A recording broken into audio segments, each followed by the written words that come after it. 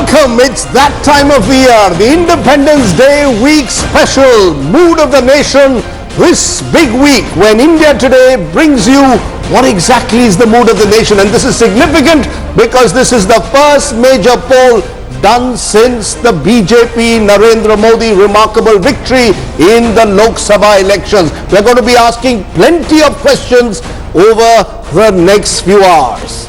This is the 38th poll that's been done by India Today.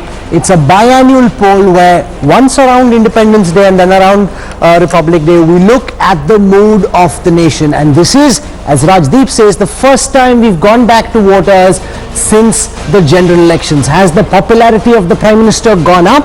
Has it gone down? What do people think about his Kashmir policies? What do they think about the economy and the current situation, the gloom and doom in the economy? Is that the way voters feel as well? We'll find out soon. That's right. We've got special guests joining us, Rahul.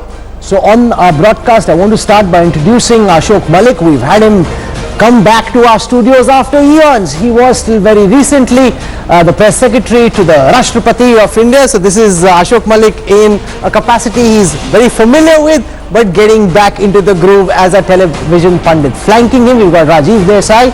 Welcome. He's worked very closely back in the day, starting with Rajiv Gandhi, understands the ins and outs of political communication. Flanking him, we've got Dikshit Charana. He's the vice president at Karvy Insights. He's the person who worked with the India Today editorial team in bringing this survey together. To my right, I want to introduce Raj Chingappa, publishing director of, editorial director for publishing at India Today magazine. We've got Rahul Srivastava, national affairs editor.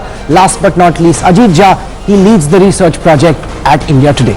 Okay, let's then kick off because we've got plenty to go through, and we're going to start with the story that's been dominating the headlines over the last week, the Kashmir issue. Remember, significantly this poll done just before Article 370 was effectively scrapped, but we are going to be asking that big question on Kashmir right at the top of mood of the nation. And the question simply was this: Kashmir solution. Is it possible in the next 5 years? That's what the India Today Karvy Insights poll asked, and this is what the survey shows.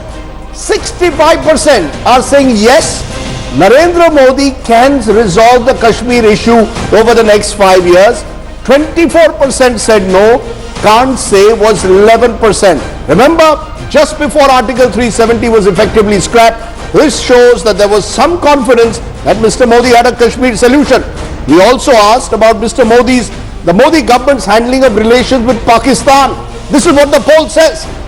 75% of those who've been polled say that they are satisfied with the Modi government's handling of Pakistan. Remember, this is post Balakot, post Pulwama, the first big finding when it comes to Pakistan. 15% said poor, can't say was 10%. So 75% or 3 in every 4 say Modi's government's handling of Pakistan is satisfactory, poor is 15, can't say is 10. How should India be dealing with Pakistan? No talks, said 63%. So clearly many people still want this Cold War to continue.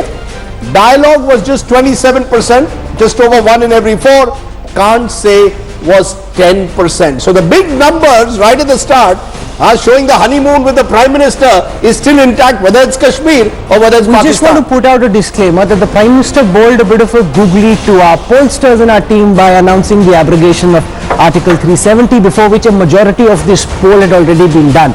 So what we've done is, with a smaller sample size, conducted a poll just on Jammu and Kashmir, but we wanted to be a robust sample, so our pollsters are still working on it. We will have that out for you next week. So there's a full poll on Article 370 coming out just next week. Let's start by asking Raj Chingappa about the belief that people have, and this is primarily done before 370 was announced, where 65% of the respondents think Modi can fix Kashmir in 5 years.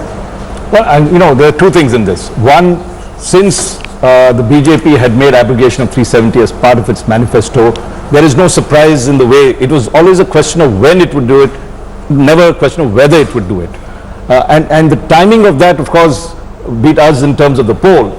But it was clear that they had to move. In the last 3-4 years of the BJP's first term, Kashmir had deteriorated considerably. And we saw the government, the coalition government follow there, PDP and BJP, a governor's rule for so long. So something had to be done there. And therefore, I think the momentum of what had happened in the first 2-3 months of the second term is a reflection of the kind of deterioration of the condition in Kashmir, leaving the government with very little options in Kashmir, and I think that's why they moved on. You didn't ask in your poll, Mr. Channa, exactly what were the solutions. When people have said, 65% have said Kashmir solution in 5 years. It was a direct question presumably. You didn't break it up and said, is scrapping Article 370 the solution? No, Article 370 was a separate question, Rajdeep. Yes. So it was, whether a permanent solution is possible. Yes, the government can do that. And when we linked it to the 370, absolutely similar number of people also said that the government would revocate this article. So therefore, there was a general sense of endorsement you got for the government to move on Kashmir. And that's what we have seen over the last 10 days as well. The interesting thing, Ashok Malik, is this is that whole notion of Modi hai to mumkin hai. There's nothing that happened in the past 5 years which would give people a sense that Kashmir, a problem as intricate as the problem of Kashmir, can be solved over the next 5 years. Yes, yet when you ask respondents, they say, "Ha, Modi hai to kar dega, he'll fix it in 5 years." See, Rahul, I think these numbers tell us two things. One, they explain why Mr. Modi had the political capital for his plan. Because people were generally tired with the old way of doing things. They were ready for something new. They trusted Mr. Modi to do something new, which hopefully will work in their assumption. Second, in terms of Pakistan, it's fairly clear that Pakistan, by large sections of Indians, is now seen purely through a security terrorism prism and not through any other prism. That also explains why this move has been so popular. So in a sense of fatigue with existing options and a need to break the status quo. What it's showing, Rajiv Desai, is a sense of fatigue, many would say, with existing options over the last 70 years. People want to see something different, dramatic being done in Kashmir that solves it permanently. Do you get a sense, therefore, that, for example, the Congress party today, which is questioning the government, is perhaps out of sync with the mood? The national mood is, let's solve Kashmir, let's take a chance. What's the harm if nothing else has worked? Let's try this.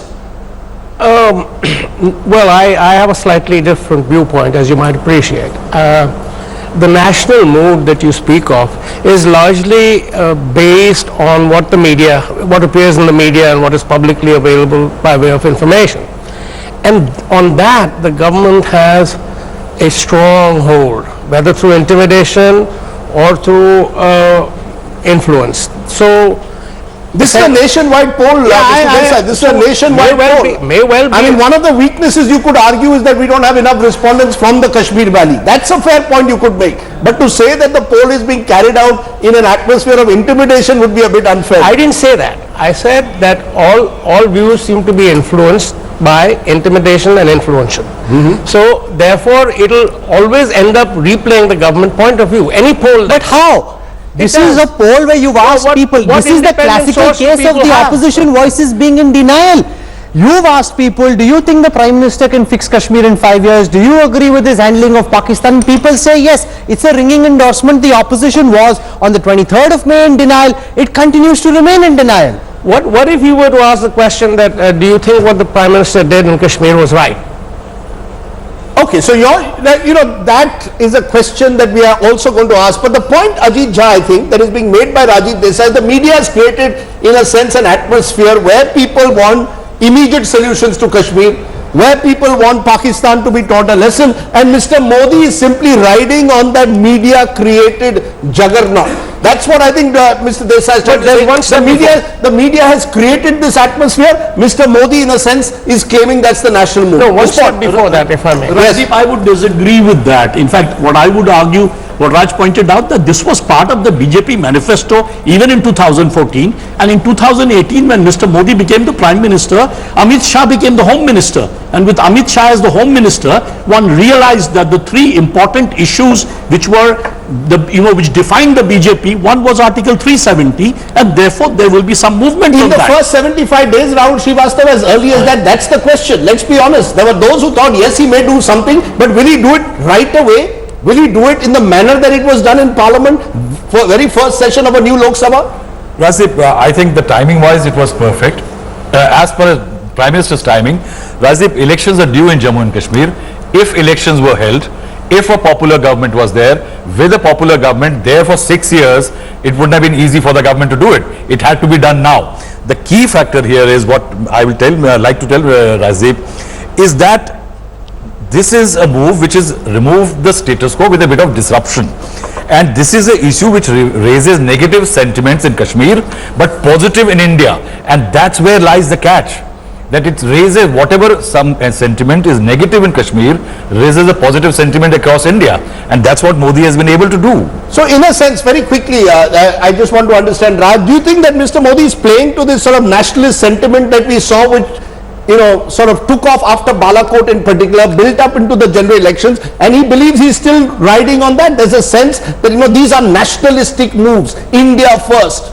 He's struck because he thinks he can benefit from the honeymoon effect. I think it's a combination of being proactive and in some senses looking at events that have happened in the past 2 years. Let's not forget Uri. There was a major strike and the surgical strike that followed with it.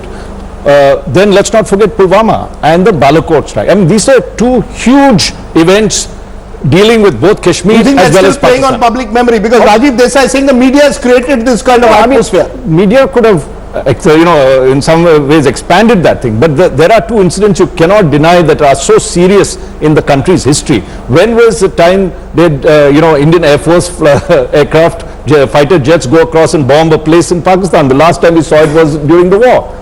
So it was a serious situation. I think the situation in Kashmir had deteriorated to a point where people, as Rahul was rightly saying, had said enough is enough. We need to do something. And I think Mr. Modi sensed that. Now, as I was saying, what was the timing? When was it best to do this? We need to look at international circumstances and domestic circumstances to make out the timing of this. And from what one can understand, there was an urgency domestically, and internationally you could see that there were several constellations working to ensure that we move more quickly on Kashmir than we should have possibly. So we'll discuss Kashmir in greater detail next week when we have a full poll just on the abrogation of 370 and what needs to be done next. Let's look at the next question in the India Today Mood of the Nation opinion poll, and this deals with the biggest threat to India's internal security. What do respondents believe? And it's very interesting that the marker that comes out right on top is that of caste violence. 25% of the respondents in the India Today Karvy Mood of the Nation poll say caste violence. And remember, there hasn't been that much caste violence just over the last few months. There were a few incidents several months ago, but if you ask respondents, they still feel that caste violence is the #1 threat. And then there is cross-border terror, where you saw what happened at Pulwama. You've seen before that what happened at Uri, Pathankot. This is also at 25%, sharing the #1 spot for the biggest threat. And then there is communal violence at 23. So it's high up, but not #1. The perception around communal violence not as much as around that of caste violence. Growing intolerance, which is a big concern for the liberal class, actually comes in at #4 at only 10%. But the #1 pointer there, Ashok Malik, is caste violence. If you see, realistically speaking, there may be some caste fissures, but there haven't been those many incidents of caste violence. Before Ashok comes in, just a point, Rahul, just look at it, 25% each for caste violence and cross-border. That explains also this anger against Pakistan. But look at where, when you added those two numbers, if I were to add communal violence and growing intolerance, it actually comes to 33%. So there is a sense that some of the challenges are internal more than external. The challenge of communal violence and the challenge of caste violence are internal threats. So I think the internal security issue is much more about, how do you handle communal violence? How do you handle caste violence? And we've seen a bit of that playing out over the last few years, Ashok. See, terrorism is a broad macro issue. Yes. Caste violence becomes the more micro issue, but it does concern people in their immediate neighborhoods or villages. I think more than big incidents of caste violence, there is a perception that there could be such incidents or there are caste fissures. What's also happening in several states is that there is a reconfiguring of social coalitions around elections and politics. This is leading to some traditionally privileged castes which are now being left out. Other caste groups are emerging stronger. So perhaps this is creating a tension. But what's interesting there, Rajdeep, is that if you see, Manmohan Singh used to say that Naxalism is India's #1 internal threat. Naxalism doesn't even feature. It's almost gone to zero. About it in the Sir, but it also No, shows the public success story of the perception. people- of the For first one, of course, BJP that they've government. gone after the Naxals, but Ajit Jha, what this reflects is that the perception around India's biggest threats is completely changing. Naxalism is no longer perceived as being the biggest threat India faces. Well, one reason I feel Rahul, caste is such an important issue is because it touches maximum people, whereas Naxalism touches people in pockets, in Chhattisgarh, in Jharkhand, in states like that. But caste is all around. You So see let's that. ask Sambit Number- Patra that question, Dr. Patra. It clearly shows that caste tensions in the perception of India's voters are building up. So much so that the India Today Mood of the Nation poll suggests that the fear around caste violence is the #1 internal security threat your government faces, Dr. Patra. So Rahul, since I have joined a bit late, but thankfully you have explained me the details as to how the polling has gone and what is the #1 threat perception. I would humbly disagree to this in the sense that, well, the voting might have showed this, but I believe in the modern day India, new India as we call it. In new India, we have seen recently in the 2019 elections also that people voted for a casteless India. People got above the perception of caste and voted for development. So if we say that today people are more fearful about caste war or some kind of caste riotism, then I believe that does not sound No, but this is the same sample that shows you do really well. No, but let me in a sense take off from what he said, because that's the interesting paradox.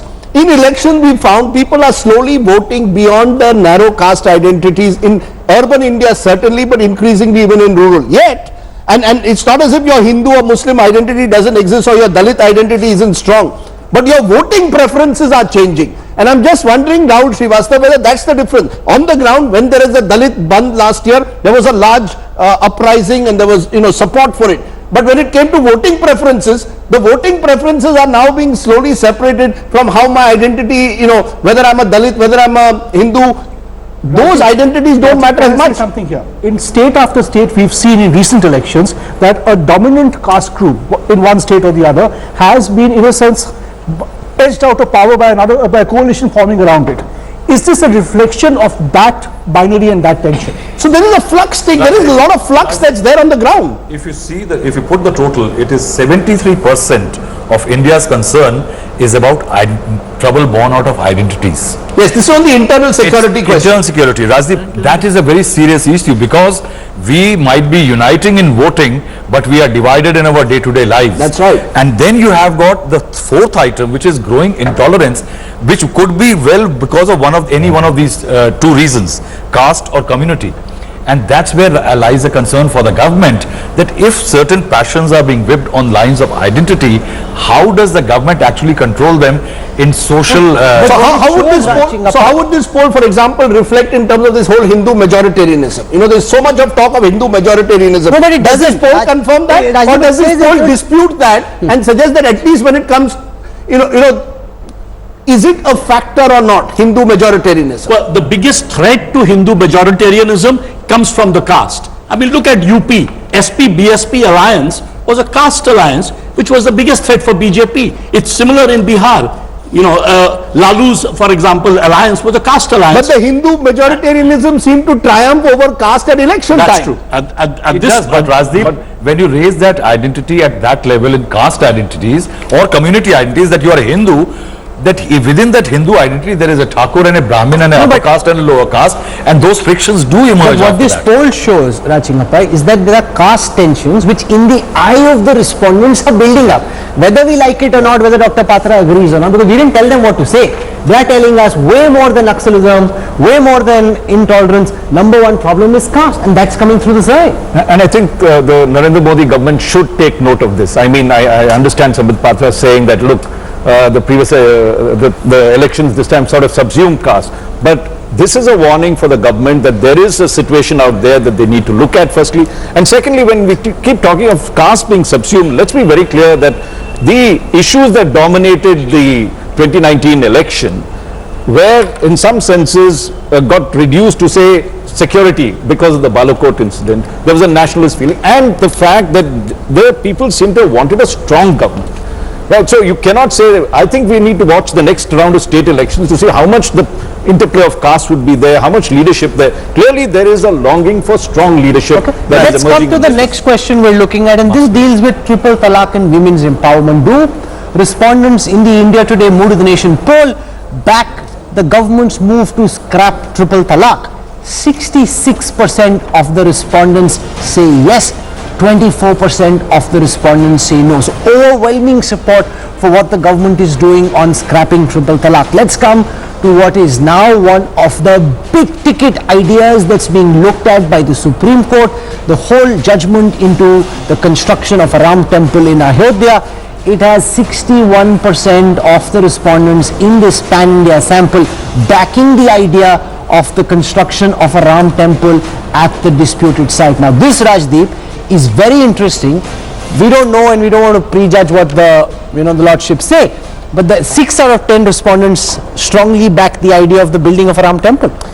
When you look at triple talaq, the numbers that you've just given, and Ram Mandir, and if I can take the next graphic, which is linked, which is the condition of minorities. Take a look at that, Rahul.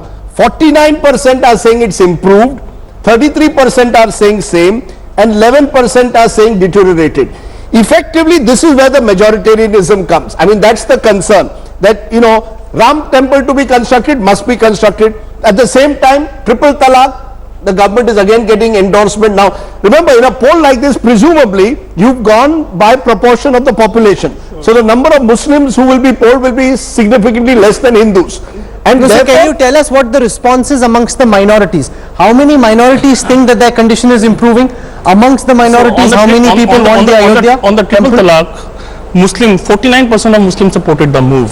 49%. That's an important marker. We just want to hold and talk about that. 49%, almost half the minorities sample, or half the Muslim sample back the and on Ram Mandir, and on Ram Mandir, just on the triple talaq, we looked at the data for Muslim women and Muslim men also. Yes. 50% of the Muslim women supported the idea and 47% of Muslim men supported the idea. That's very interesting. What about on Ram Mandir? On the Ram Mandir, 33% of Muslims supported the idea of building a Ram Mandir on the disputed site.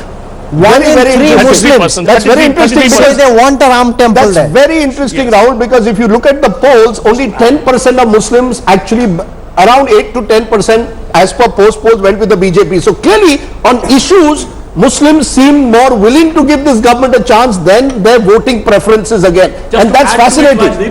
49% of Muslims said yes to triple talaq, only 41 said no. That is important to note. So in a sense, this is a message to the Asauddin Owaisi's of the world, that they also may be now Sambit Patra is smiling. Now he doesn't think our poll data is so bad. On the issue of caste alliance, this one is got this big smile. See, even the Muslims like the idea of scrapping triple talaq and they want the Ram temple to be built. But that's an important marker. 1 in 3 members of the Muslim community, according to this poll, Dr. Patra, support the idea of building the Ram temple there. No, Rahul, it's not that in the caste issue I disagreed with you. No, absolutely no. I respectfully was submitting a point over there, though I have a different point in the caste issue also. I'll just take 5 seconds to enumerate that and then come to this important point. Number one, in the caste issue, remember, after post Narendra Modi's government, we have seen some kind of empowerment of the OBCs and Dalits. The empowerment has of course led to more vociferous voices. We have seen as to how people have come forward. They have said, well, yes, casteism is an important issue. We want to do away with casteism. And development is what is important. Now coming to the minorities. The figures that yes, we are getting I'm answering the minorities also. Rajdeep, they are far more significant. Rajdeep, I have been hearing you. Rajdeep, I have been hearing you on the previous issue as well as in this minorities issue, Ram temple, triple talaq, etc. And the word that you have coined over here probably was Hindu majoritarianism. But this Hindu majority, I mean, somewhere the push for that is leading to all this. Absolutely not. Look at the overwhelming support of the minority committee as far as triple talaq is concerned. As far as triple talaq is concerned, it was a forward movement. It sees itself gelled proper with New India. This is what is New India, fighting for the rights. It's not about appeasement. What was, after all, Shah Banu's case and Shaira Banu's case? Look at the journey from Shaira Banu to Shah Banu. Shaira Banu, India saw that injustice was meted out. Justice was done away with only for appeasement, keeping vote bank in view. Everyone knew, even you knew within your heart, I knew within my heart what was right, what was wrong, but we were all standing with the wrong because of appeasement politics. Okay, but today, the one- in Shah Banu's case, No, I can India understand- stands I can thankfully with understand truth, triple and that talaq. is what needs to triumph. I can understand triple talaq. What is surprising, Mr. Desai, is what is the numbers that we are getting on Ram Mandir as well. You know, if we are saying 1 in every 3 Muslims that you polled said we have no problems with the Ram Mandir, how do you see that playing out now? Because that's going to be the next big challenge, as Rahul pointed out. Come November, the Supreme Court could well come out with a verdict on Ram Mandir. Is there a growing sense among Muslims that, you know, maybe this is what, if this is to be, so be it? Maybe it's a helplessness.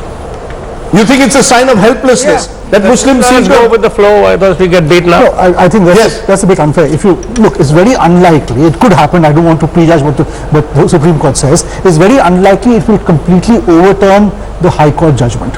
And the High Court judgment, while a complex judgment, did make allowance for a temple at the site.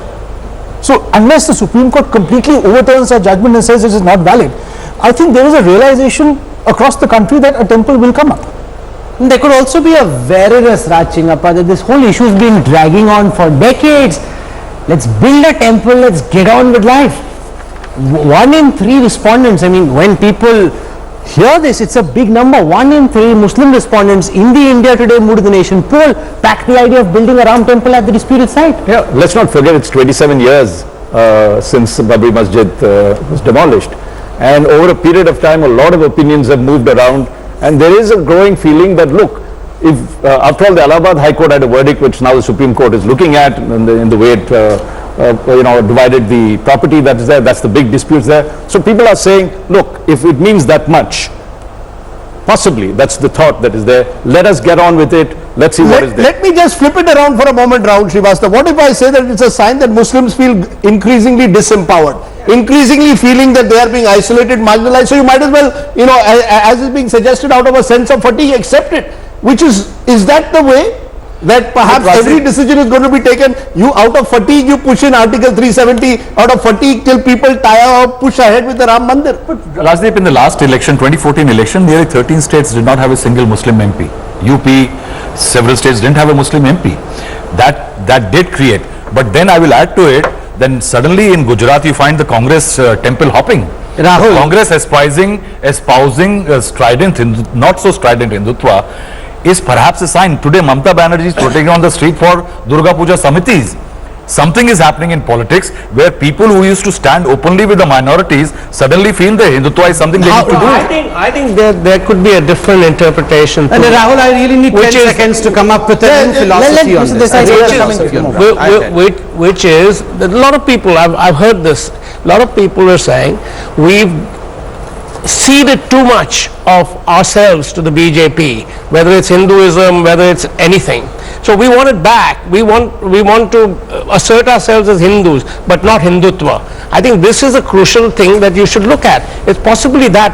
You know that how reason. many amongst the minorities think that the condition of minorities is improving the It's the number is the same. If you have not highlighted that, the number would be the same. You know, it's not. So much around different from- 49% feel so. So, you know, these are interesting numbers. Yes, Samit Patra, you wanted to respond to that. Is Rahul and Rajdeep, is this can I- Hindutva yes, politics? I'll Is make a this the very growing plausible acceptance of Hindutva politics cutting across class, religion and caste? Why are we not willing to accept? Yes. When Mr. Modi says and Mr. Amit Shah says that our welfare programs have helped everybody, including Muslims, and there is a certain response to that, it's been reflected in the elections. It's Why not are we been reflected. 10%, only 10% or less than 10% Muslims voted for the BJP. No, but they are saying that our condition has improved. They may not have voted for a variety of reasons, including Yes. local factors. I appreciate that. You go to But Gujarat, they'll do They're say the same thing. 40%. And- They're 40% and saying there's that. apartheid there. Okay, let's quickly respond, Dr. Patra.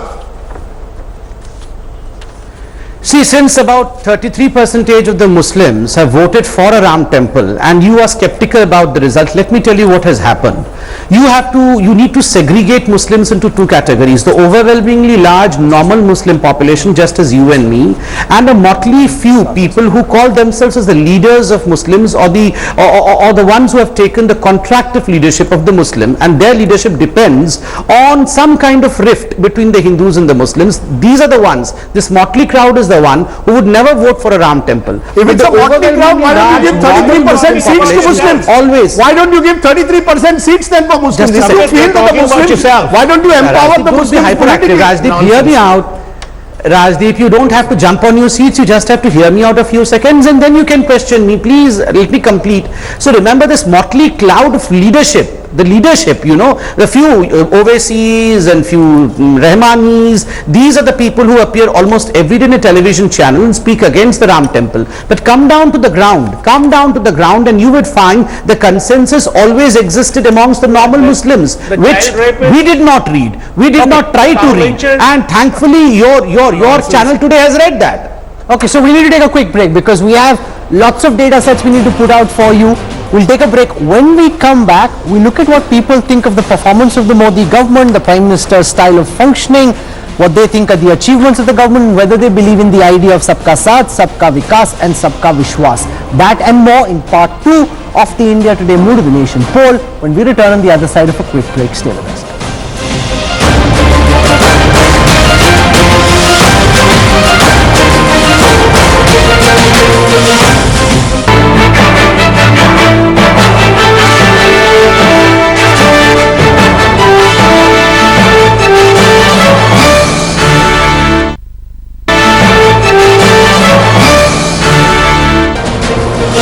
Welcome back. You're watching the 38th edition of the India Today Mood of the Nation opinion poll. We want to show you now what the respondents of this survey spread across the length and breadth of India think about the performance of the Modi government and that of the Prime Minister. Let's start with the first question.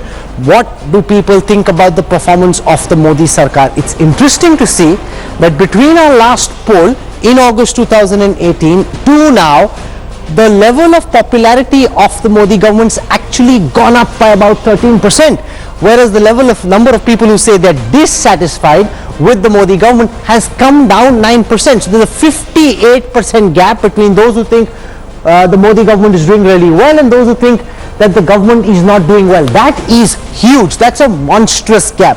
Let's come to the next question. This is about the performance of the Prime Minister and how that is viewed by the respondents. 69% say they like the performance of the Modi Sarkar.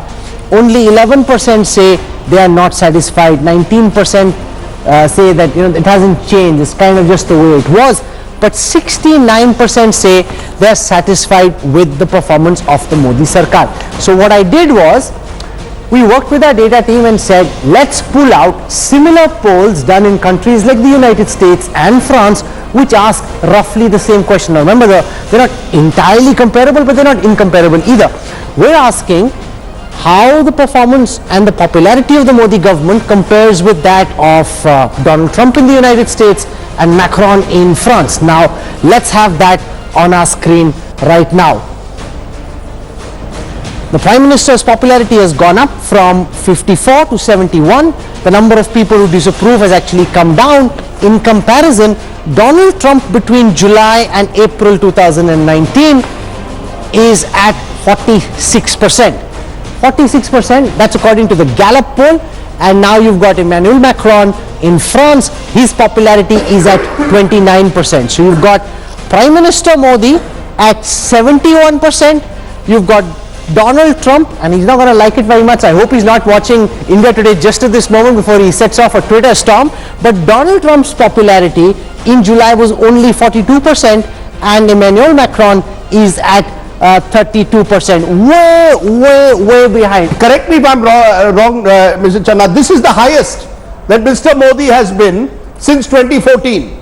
So he's back to his 2014 levels. I think that's the significance. If you remember, there was a brief peak that he had after demonetization in January of 2017. But barring that, he was usually in the 50s. He's now back almost to 70%. So you're back 5 years after 2014, beating any anti-incumbency. And therefore, Mr. Modi has much to cheer about with these numbers. I would like to add that if this poll were done after Article 370 were abrogated, it would be about 5-6% higher. Possibly, but yes. No, I would make two differences. One, both Macron as well as Trump are in their first term. Some are not comparable in that sense because they're going through the 4 years and we're looking at this thing. The second point I would say is that what is remarkable about the rise is that we have noticed in our Mood of the Nation poll is kind of seesaw movement of Mr. Modi's popularity. And in fact, in January 2019, just before the general elections, the performance had dropped to something like 56%, if I recall. 54% and in the 56. that's right. Yeah. So he was on the decline in Absolutely. 2018 till early 2019. Because the economy was, post demonetization, Still is. the problems of the economy, joblessness, as well as farmers' distress has heightened considerably. What is remarkable is the way he understood the situation, and unlike what the opposition misread the situation completely, thought that they could just do this. He was then able to, in the 6 months, and I think that's the story, how he is able to convert a complete downslide into a Okay, let me flip that around, Ajit, and say this is the honeymoon effect. Looking at those numbers, even Trump, Macron, at the end of the day, Trump has an election next year. Mr. Modi is still in honeymoon after 2019, but significantly, he has transformed himself from January 2019. Balakot has happened, an election has happened, you had legislation that's taking place. His last 6 months are a bit like what that period around demonetization was for him. This is the biggest jump that he's had since late 2016. Well, let me make 2 points, Rajdeep, quick. One is that this is the highest of Mr. Modi ever. And number 2, it is 69% despite the fact that the entire media is talking about his economic slowdown. Despite that, the trust in Modi remains the highest. That is what is extraordinary about it. Despite the biggest challenge of the economy, jobs as we will see and others, Mr. Modi continues to be... The only concern here, Sambit Patra, is that you don't want Donald Trump seeing this on Twitter, because if he says, oh, how can this man be ahead of me? The fact is, Prime Minister Modi's popularity is more than double that of the French president, arguably making him, in his country, the most popular leader in the world. I have something to say. See, Rahul and Rajdeep, if Trump accidentally watches India Today, I probably feel the probability is quite higher to watch India Today. It's one of the most watched channels. Then you and Rajdeep have to worry. You have to wait out for his tweets by evening. So maybe he'll tweet something against you. So let's wait. But coming to the serious issue, look, 3 qualities which are essential for any leader is trust, confidence and faith. And look at, I would say after a long time in Indian polity, we have one Indian leader in Narendra Modi who has in fact espoused the people in a way that people today repose trust in leadership. There was a total trust deficit, remember, for the last 10 years of Manmohan Singh Ji's rule. With all due respect to Dr. Manmohan Singh, used a big we have word. seen what trust deficit You've used is. an important word, trust. Respond to that, Rajiv Desai. Trust is a big factor in politics. At the moment, the people of the country, as per the poll, seem to be trusting Mr. Modi, whether it's on triple talaq, whether it's on Kashmir, and Italy as their leader. The idea of a strongman leader across the world. Some of the names like Trump are fit in within that sort of strongman leader category. I want to address that very issue, that Mr. Trump and Mr. Macron, their popularity has remained flat over the years they've been in power, whereas Mr. Modi's has surged. I think that is more a reflection on the independence of the media there than here. It's a very simple, and with honorable exceptions, it's true. You're saying Mr. Modi's popularity, as per the India Today Mood of the Nation poll, has been created by the media. No, media has propelled this whole trust factor in Modi. I am saying if the media took an independent view of the various policies and various acts of the government, that might have been very different. The whole thing might have been different. And I'm saying that's a very serious statement to make. We've got lots of media. You are being held responsible for creating the Modi juggernaut, the Modi wave. Just show how disconnected opposition voices are with the mood of the nation. We take the blame. It is Modi is popular, primarily also because it is the media which made Rahul Gandhi resign one day after the poll debacle, and for 77 days there was no president. It was the media which did it. But let's be honest, the media has also, built Modi as a larger than life figure. Let's be honest. Modi has enjoyed a great honeymoon with the media. Whether you mentioned economy, the economy is still in trouble. Rajdeep, if the media could make someone, they would have remade Rahul Gandhi. In December, everyone's like, come back on Rahul Gandhi, the prince is back. The media cannot make or break any politician, otherwise Rahul Gandhi would be riding a white stallion at this time. Let me ask the senior most journalist here. Do you believe that the media has propelled the Modi wave, or is the media simply riding on the Modi larger than life image. Look, you can't do a broad-based sort of assessment of the media. The economy is still in trouble, Raj. Absolutely. And then let's just look at India Today magazine. Yes. At just 2 months or a month before the polling, we go with 300 million people distressed. Yes. And how will they vote? It was not that we were trying to hide the facts. We talked about joblessness. We talked about farmers' distress. We highlighted each of the areas that we did. And we in fact interviewed Rahul Gandhi and gave him a full cover story, where he expressed his viewpoint quite clearly. What we are seeing is not media created. There could be a certain bump that he gets because of it, and yes, a certain amount of intimidation, but clearly this is a phenomenon we have to recognize. The trust factor. The trust factor. That's the thing. People trust Modi, they don't trust the opposition. Yes. At the end of the day, in a democracy, why not accept that? Why not accept? Why live in denial that the country trusts Modi more than they trust the opposition? Don't steamroll it. I was making a very simple point that the reason that Macron and Trump have remained flat in their popularity is because the media over there tend to be a lot more independent and they don't sing bhajans in favor of They've also got a better opposition, maybe. They've got an opposition that knows how to Where in the world do we have a Rahul Gandhi kind of character who can't figure out what he wants to do, Well, they and say the the same party thing is in about a the complete Democrats shambles? in America. This No, trust that's all factor, Ashok, what is this trust factor? What is, Mr. Modi, the nature of this trust factor according to you? You know, there's one thing, one, incorruptibility or perception of absolute incorruptibility in this man. Second, there's been a whole host of programs he has launched in the past 5 years. I'm not suggesting everything has succeeded everywhere, but there is a strong perception that something has succeeded in each geography. Very interesting. In our survey, Channa, correct me if I'm wrong, you're saying when the people were asked biggest achievement of Modi Let's come government. to that next, Raj. Okay, let's take corruption-free governance 20%, black money crackdown 11%, And demo 10%. But the big thing is therefore, taking off from what Ashok is saying, people still perceive him as a leader who is relatively untainted by 6 years in power. Am I correct? He remains a regular person. Well, I don't know whether he's a regular person in real life, but that's how the people regular perceive in him. the sense of- What is his biggest achievement? What is the biggest achievement? I think What is the reason why he's so popular now suddenly? I think over the last 6 months, we need to see what he has done, and it goes little beyond the honeymoon period. In the last 6 months, there has been a PM Kisan scheme. There has been to address the farmer distress. There is a Balakot strikes. Then there is a triple talaq. Then there is a 10% economic reservations, and after that there is a massive win. And over the last 6 months, people have seen that there is a leader who can take tough decisions. He is a gutsy leader. No guts, Your no reasons glory. behind the BJP victory, Rahul, in this poll? He's a strong leader. Yeah. Let's look at those. So when we asked respondents why they thought the Modi government did as well as they did in the general elections, this is what they had to say. 35% of the respondents said that the BJP won because of the Prime Minister's image. 16% said it's because of Balakot, 11% said it's the Modi government's achievements. But 1 in 3 respondents, Mr. Desai, say they like Modi's image.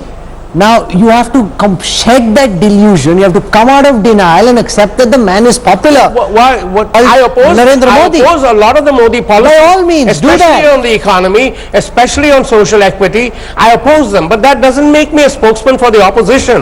So, as a citizen, I can question. Oh, absolutely. And I will question. So are we saying somewhere, Raj Chengappa, that Modi's image, because image building is also important, he's very successfully marketed his image along with the schemes at the ground. He's been able to make himself out to be Modi hai to mumkin hai. I will say he can do anything, he can achieve anything. Is it marketing or is there a reality? At the end of the day, there has to be there cannot be such a mismatch and he still continue to be so popular. Rajiv, you cannot puff up a leader's image like this when he Beyond says the point. image. Yes. And there is a definition in that image. It says a strong image. You know, when you look at what the reason why the voter is saying that, he believes Modi has a strong image. Combined with that is Balakot. Between these two, they have 50% of what it is. Not combined with that is the opposition also. No, at the end of the day, in a democracy, it's the choices you make. No, and that is the point we need to.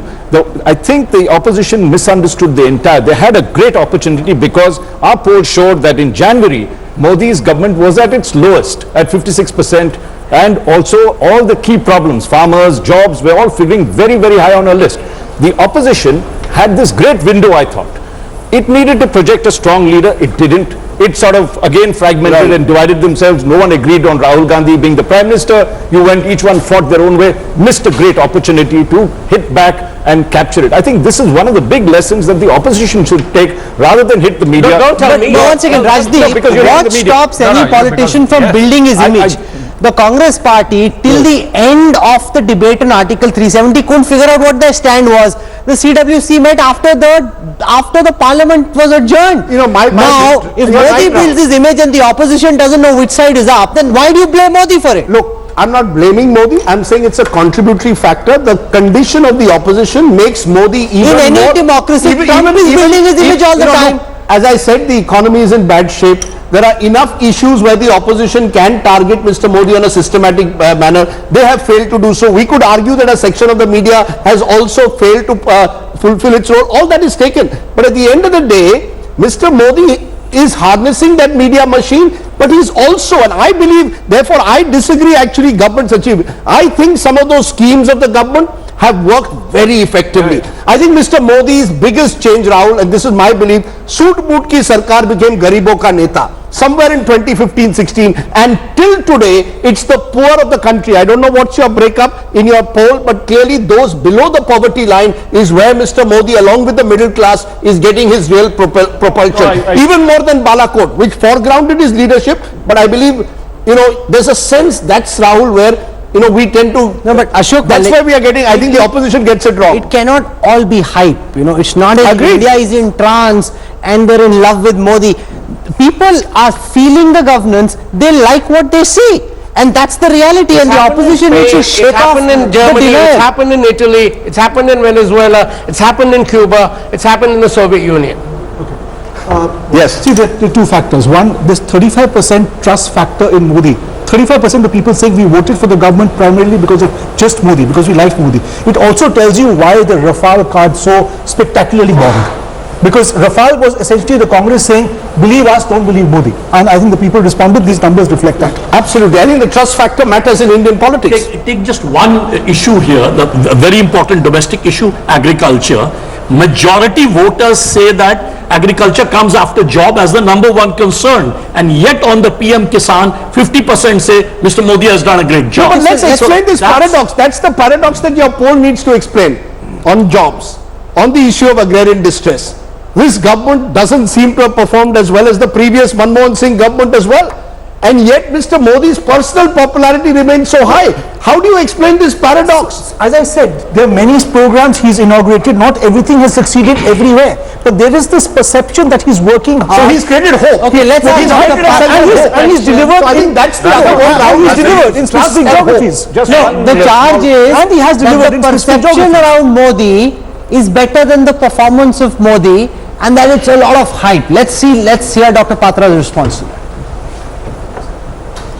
Rahul, I have a small complaint as well. Since I'm out of the studio, I'm here from my home. I believe my participation is required as well, because the number of That's statements entirely which your I fault. not We invited conquer. you to the And studio. please do.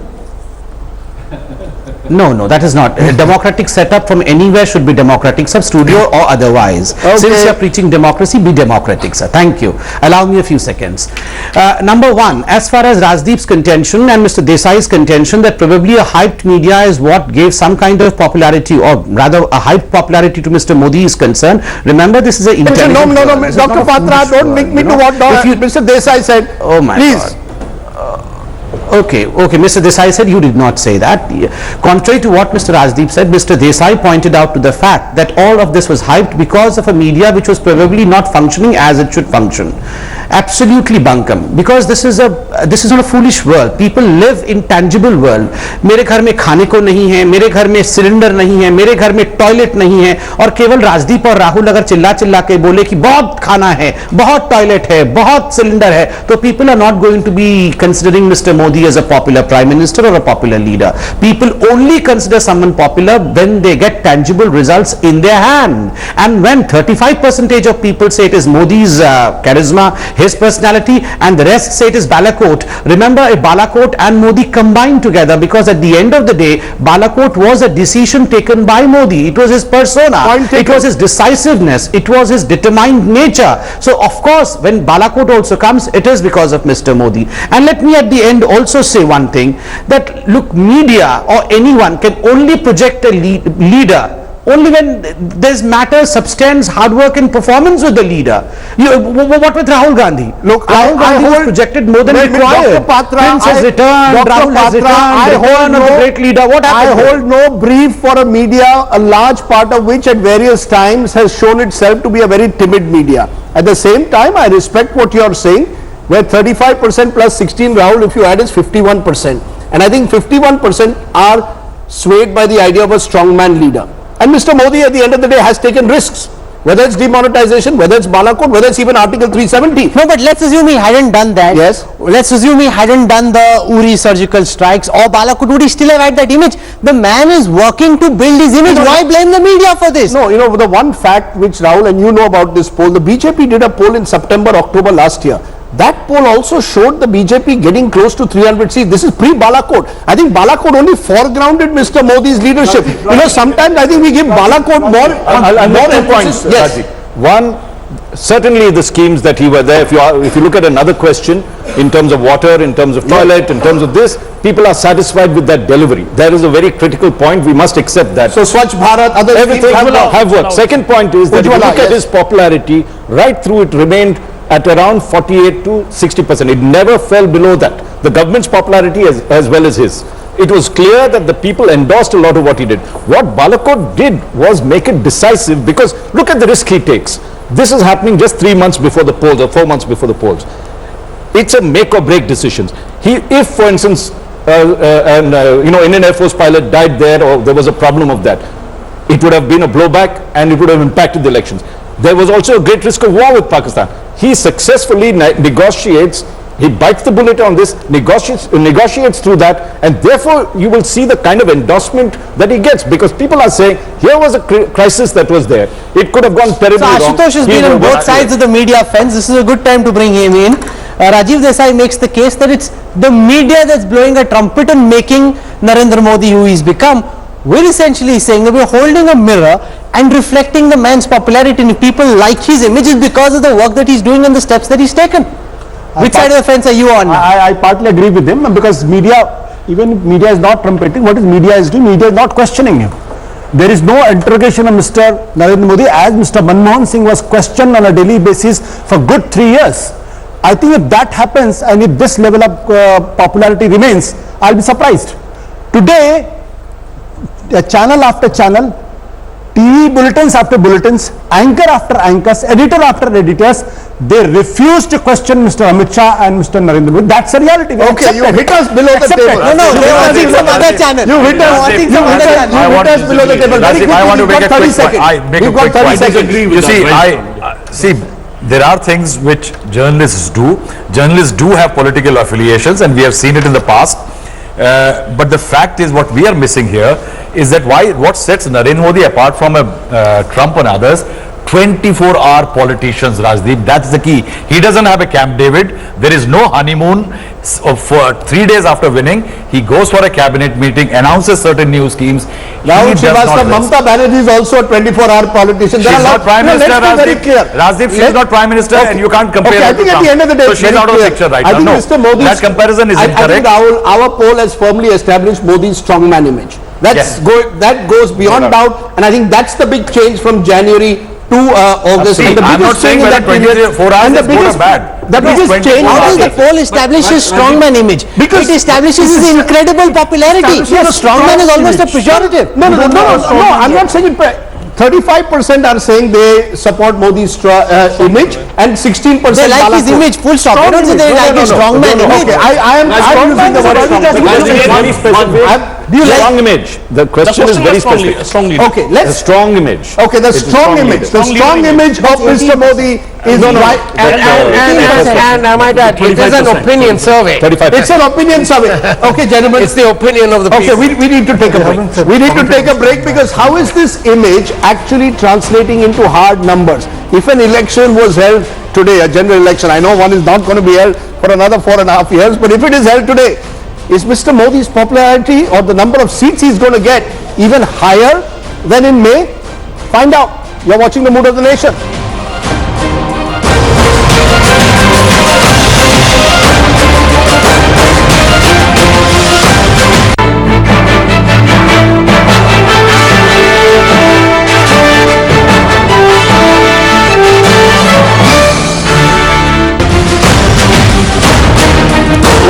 You are with the India Today Mood of the Nation poll, the first big opinion poll being done since the BJP's big victory in the Lok Sabha polls, and plenty has happened in the country over the last few months. All the details, of course, in India Today's latest cover story. So what we're going to look at now is what would happen if there are elections, and this will give you some sense because we'll break it up later for data from Maharashtra, Jharkhand, Haryana and Delhi to give you a sense of what may happen in those states as well. But Rajdeep's going to show you what the mood of the nation really is. Okay, has the mood of the nation changed over the last 3 months? That's the question. Remember, May 23rd is when Mr. Modi won that famous victory. What has really changed in the last few months? Now, remember, we asked, if polls are held today, this is the India Today Karvy poll, if polls are held today, what happens? And take a look at how things have changed from Lok Sabha 2014 to August 2019. This is where the NDA is going over this period. And they are now, if polls are held today, reaching 357. Remember, the UPA on the other hand is declining.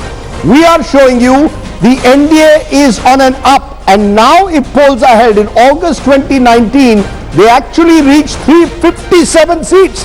The NDA, let me show you that again, from 349 they had dipped for a while to 281. That was August 2018, just a year ago. Now 353 Lok Sabha, now they are up to 357. So there's a 4-seat increase if polls are held today. They are maintaining where they are, certainly suggesting a consolidation, Raj Changappa. In effect, what we are saying, call it honeymoon or what, or second honeymoon for Mr. Modi, he is consolidating his gains of May in the month of August.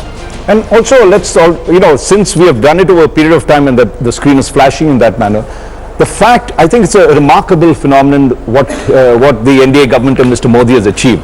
Because in our own polls, they had dropped to their lowest in January 2019. There was complete farmers' distress, there was joblessness and everything else. Yet, he's been able to ride that tide, move and, prove that he is That's why your cover story is called Modistan. Well, are you telling me India has become Modistan? No, there is a rare phenomenon that is happening across this country, and we need to acknowledge that there is a national leader who, in some senses, the destiny of the nation is tied with it. No, this hasn't happened in the past. If you look at it, the destiny of the nation in some sense was tied with Mahatma Gandhi. It was tied with Nehru, with Indira Gandhi. Now finally, you are seeing another leader after so many years where somehow the destiny of the nation is tied with his own persona and popularity. This is unprecedented in the annals of contemporary politics, where a leader is able to bounce back after slipping. Ordinarily, once anti-incumbency starts slipping in 4+ years into your tenure, the graph usually goes down. It's very rarely that your graph starts going down and you can pull it up before an election and stay there after that. But actually, Rahul, if you follow the Mood of the Nation polls for the past 5 years, unless I'm mistaken, apart from one poll, the BJP on its own commanded a majority in all your polls. So, in a sense, Mr. Modi never really slipped and never really faced the anti-incumbency of the nature which traditional governments or normal governments do. It did slip, Ashok. No, it slipped. It dropped to close to 220 in one of our polls. So I think that was the only poll between that range that we're looking at. So why I'm saying it's a remarkable phenomenon is that the opposition had a great chance. There was this after the 3 victories for the Congress in December. And then what happens is between January and May, he begins to gallop. Partly Balakot, partly strongly, and I would also blame the opposition really for not providing the kind of leadership to challenge this person. And they sought to attack Mr. Modi on his strongest suit, which was... That's right. Ashutosh, let's build on the point that Raj Changappa makes, that the destiny of India is now linked to the destiny of Narendra Modi. It happened with Mahatma Gandhi, with Pandit Nehru, possibly even with Indira Gandhi. His case is that India's destiny is now linked to Modi's performance. I think that's a slightly overestimated statement by Raj Changappa, but certainly Mr. Modi is a paradigm shift Prime Minister. He has changed Indian politics qualitatively in 2014, and so it will be interesting to know that his popularity lies in which section of the society, because if you go by 2019 parliamentary elections, if you take the case of the Hindus, his popularity is somewhere on the sky. If you take the case of the upper caste, it's almost 76%, 80%. But if you take the case of the minorities, what the CSDS survey has shown, it's very clearly it has slipped among the Muslims, among the Sikhs and among the Christians. So issue is that there is a qualitative change in Indian politics, and we have to understand the fact that first time Hindus are realizing that there is a Hindu leader and he will write his destiny. Even you know, that's we take the upper caste Hindu point, but that's existed even before. I think the change, Rahul, and maybe Channa's sort of survey will show that is the 18 to 25 year. This is also a demographic shift. I think we don't understand the impact of the demographic shift that's taking place. But I disagree with that, The urbanization, the middle classization and the youthization of India. Rajdeep, the reality is this is a pan-age group phenomena. This is not restricted to age groups, urban, rural. Modi now is a pan-India phenomenon. Now just a minute. Can I add one thing? No, 1 minute. And your poll can then buttress it. If you look at it geographically, Mr. Modi's popularity in the north and the west is higher than his popularity in the south. Look at Mr. Modi. Yeah, and east. But his real popularity is in the north and the west of the country. Look at his popularity in the context of young versus those slightly older. You will find he is generally a little higher. No, but that's the point I'm contesting, Rajdeep. No, I wonder. I just give it. What does your poll show? I just give it. What does your poll show? He's popular across all age bands now. He's popular equally, or is he much higher among younger Indians? No, it's equally now. It's 3 years back. It used to be a little more popular. South versus northwest. South is less. No, South the party doesn't exist in a big way. So therefore, but you left out the east. You're saying north and west. I'm saying east is equally popular. Rahul, there is no doubt that Mr. Modi today is a pan-Indian phenomenon of the kind last seen in this country, possibly with Indira Gandhi. Let's be very clear. However, I think we need to also balance the fact, and this is my own view, is that India is a younger, much more urban middle class country. And when you get urbanized, when you get younger, you are looking, and we are seeing this across the world, you are looking for leadership. Therefore, elections become presidential, your choices are presidential, and Mr. Modi fits in. Till the opposition finds someone who can match Mr. Modi's sense of, this sort of decisive leadership, they are going to struggle. That's my view. Mr. Modi is the first post-independence leader who has actually expanded his party's geography. Nehru was an all India leader, but he did not expand. He inherited a geography and nurtured it. Mrs. Gandhi, the geography actually diminished, though she was very popular. Modi is, in that sense, unique. He's expanded the geography of the BJP into East India, 3 big states of East India, into the Northeast. He won an election where you can't expand your poach. In Karnataka, without him, the BJP would have been wiped out in the last assembly election. We all know that. This is the point I've been making. I just wonder whether, Ajit, you agree with this, that Indian election, and therefore our poll will show, when you ask a person a question, at the end of the day, who will you vote for? They're not just looking at parties, BJP and Congress, but also leaders. And on the other side, they don't see a leader. There is no other national leader today. Rahul Gandhi has withdrawn after the elections. He's not even Congress president. Who is that other leader? You see, it's the Timo factor. There is Modi only. That's my point. In fact, Rajdeep, we had a question. Why did the opposition lose in 2019? Majority said because there was no prime ministerial candidate. After that, number 2 was that there was no unity among the opposition, and third was that Rahul Gandhi was not accepted by the majority of opposition leaders. Rajiv, let's accept that. Why don't you now finally accept? And I've been going through these figures as I write a book. Rahul Gandhi has not asked a single question in question hour in 5 years. His attendance in parliament is 51%. How do you expect the people of the country to see him to take on Mr. Modi if he is not even going to perform in parliament? He didn't even become the leader of the Lok Sabha, of the opposition in the Lok Sabha. Instead, you've got Adhir Ranjan Chaudhary. What's the message? That's my point. There is Modi only because there is no one on the other side ready to take him on. I don't know what the message is, but what I'm here to tell you that if instead of discussing just this poll and the Modi's popularity and all that, if you were to look at more serious issues like the crisis in the auto industry, we are like going to look at that as well. I am asking you a straight question. This particular segment, no, please answer that. Why is it that Rahul Gandhi, who had an opportunity as Raj says in January, unable to measure up? The gap was only 10-12% at the time. Now it's a no contest. What changed? You should ask somebody from the Congress party about this, because I don't know. You know the Congress party. What went wrong in the last 7 months? Well, there are... what is the one big reason? What went wrong? Do you consider it's a missed opportunity or not? The Congress missed an No, opportunity. it's a no contest, It's a Rajdeep. definitely, it's a missed You're opportunity. comparing the chassis of a Maruti with the chassis of a Mercedes Benz. There is no Look at the contest. arrogance. Till the time you find an equivalent Mercedes, just- the result of the race will always be the just same. proved the point I made about the media being a cheerleader. No, You it's just not about, proved the it's point. about, sir, it's about accepting reality. proved the point. In the debate in Parliament, Sonia Gandhi is looking towards Rahul Gandhi, proved the when point. Adhir Ranjan Chaudhary is making a complete fool of himself and saying, look at what he's saying. Rahul Gandhi is still he's sitting over there. One minute. Are Where we is saying, his are we leadership? saying, Rahul Srivastava, that these are no contests? I mean, you track politics on a day-to-day. Something has changed. Let's focus on the poll. In January, the mood of the nation gave the opposition more than half a chance. In August, it's no chance. What changed? We can't just look at Balakot. What did the opposition not do that has, in a way, made Modi almost invincible? Rajiv, they lost the opportunity, as Raj said. They failed the pulse. Rafale was too big to make a personal charge against Prime Minister. Chaukidar chor hai. Whereas the Prime Minister is working on a strategy of having a wide bouquet of diverse element in his election campaign. On one hand, as the youth factor you're talking about, Rajdeep, 4 years, 7.5 lakh crore sent out as DBTs. Now you don't get DBT, I don't get DBT. 7.5 lakh crore in 4 years. It was going to somebody who is going to receive cash, which he never used to receive.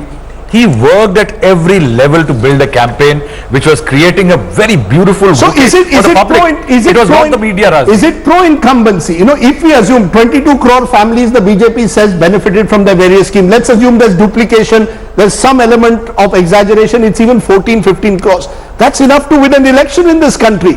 So in a way, Mr. Modi's politics of reaching, of this beneficiary politics, ensuring through DBT that cash, Kisan Samman scheme, cash goes into people's hand, all of that has happened in the last 6 months. Ayushman Bharat, these are all ideas. See, Why not acknowledge that? Why not accept it, Ashutosh? See, Rajdeep, I think the first time the country is witnessing that how the science of election.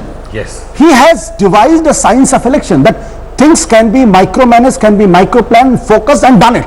And here is a machine.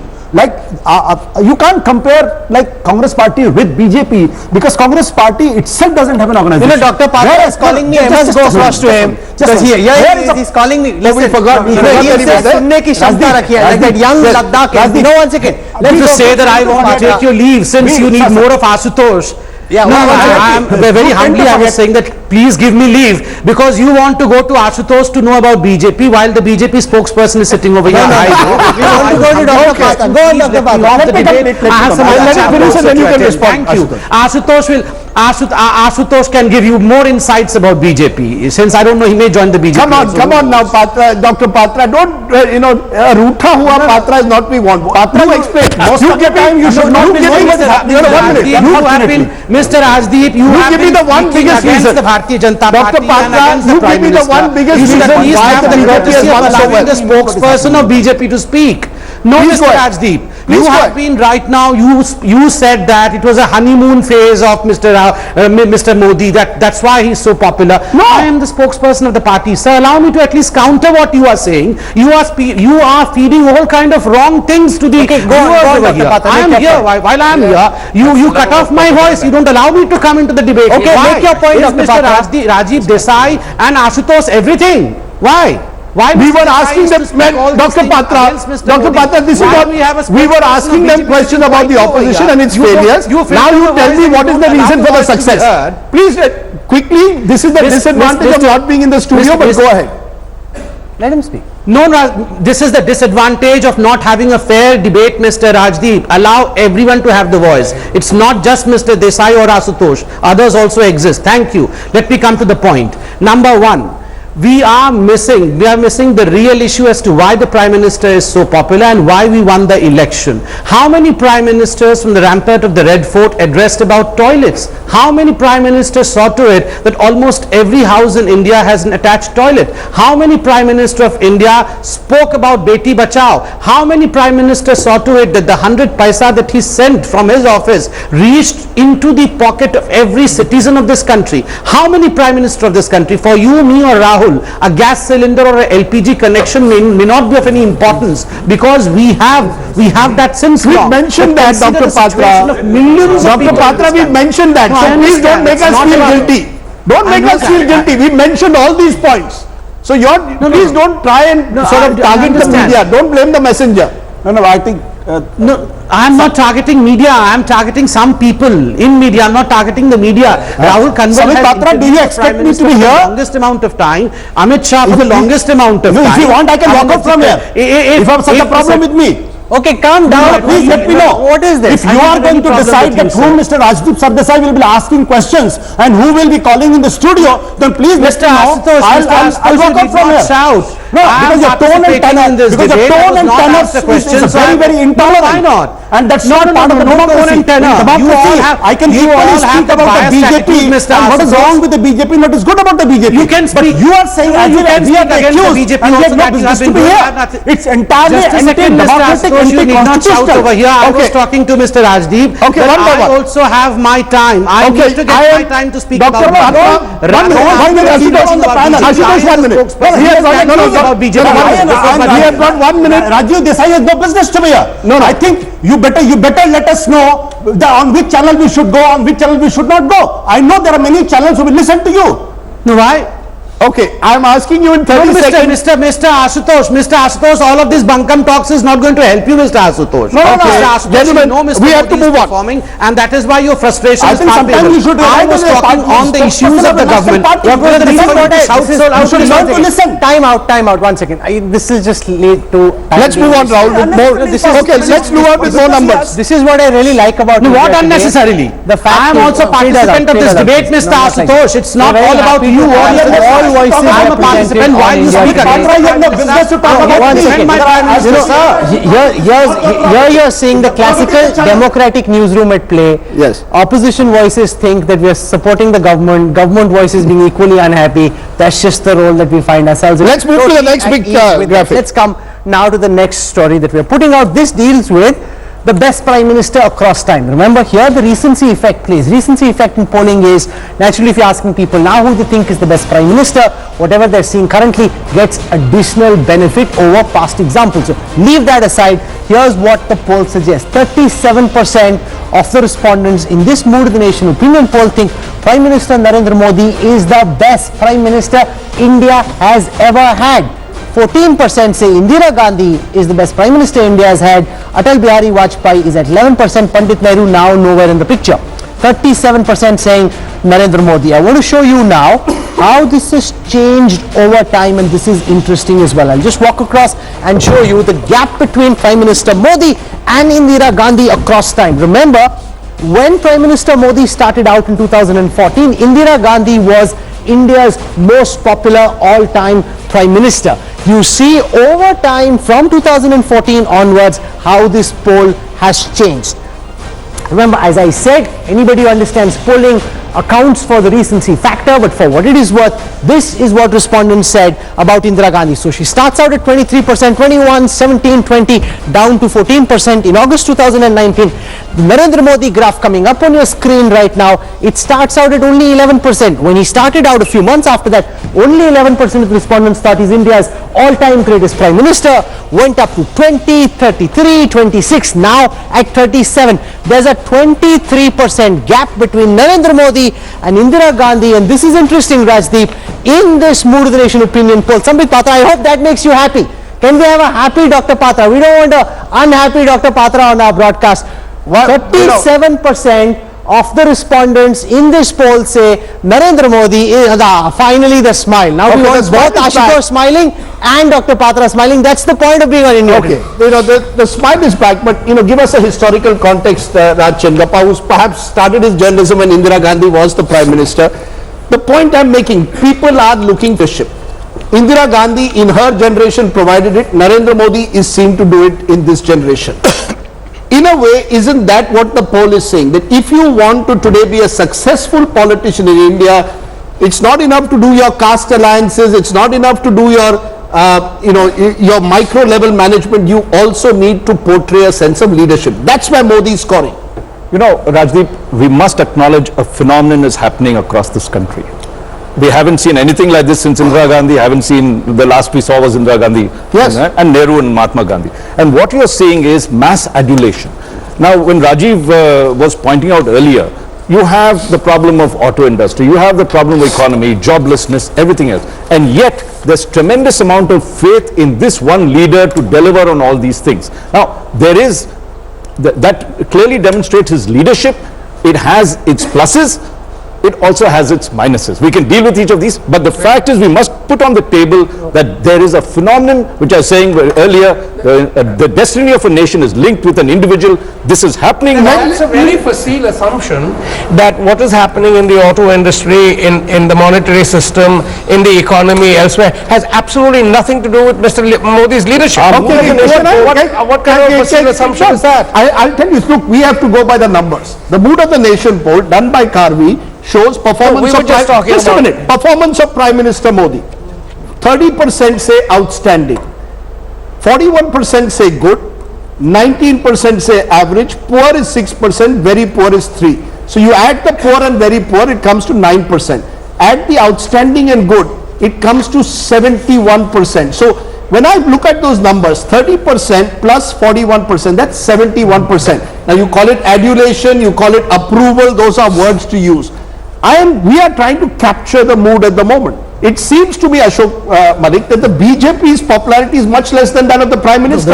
Much like Indira again with the Congress. Congress without Indira was not half as popular as it was with Indira. The 2 points I'd like to make.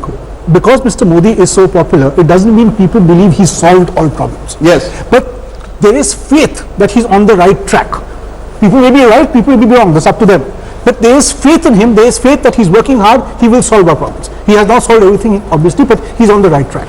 The second is, Indira Gandhi, till about 20 years ago, had this IPR, which had 3 pillars. One, risk-taking, decisive leader. Second, identification with the nation. And third, working for the bottom of the pyramid. Whether she was successful or not is another matter. But this was her IPR. Mr. Modi has captured that Italian. You know, the word, the last IPR he mentioned, nationalism, is an interesting one. This sense that I am, look, we started off with Kashmir. You know, we are seeing through Kashmir, through Pakistan, you take risks, you take big decisions which are seen to be in the interest of nation. Ajit, it seems to add to your popularity. Every question that we have asked in this survey, which is around national issues, like for example, one poll, one nation, majority 60% for Mr. Modi. Whether it's Ayodhya, whether it's Article 370, and on performance issues, again you find an equally high approval rating. So obviously Mr. Modi has created a new nationalism. The nationalism that Raj was talking about, you know, the nationalism of the freedom struggle, he has created a parallel new nationalism by highlighting leaders that the Congress ignored at one time, whether it was Subhash Chandra Bose or Vallabhbhai Patel or, you know, the other non-sort of Nehru family leaders. And at the same time, when he talks, the symbols of earlier nationalism, which is when you see him saying Bharat Mata Ki Jai, that was a very popular, Vande Mataram, Vande Mataram, for example. To do with Muslim voters as opposed to Muslim support. But in a sense, like Indira Gandhi, he's positioned himself as above caste, above faction. He is India. You know, so therefore, if he is Mr. India, therefore then Sambit Patra, is it, don't worry, be happy, that we are in the age of Modi. You know, like you had the Maurya age and the Gupta age and the Congress age, now you are in the age of Modi. Is it Modi more than BJP? Would you concede, Dr. Patra, that the voter is attracted by Modi, not so much by BJP?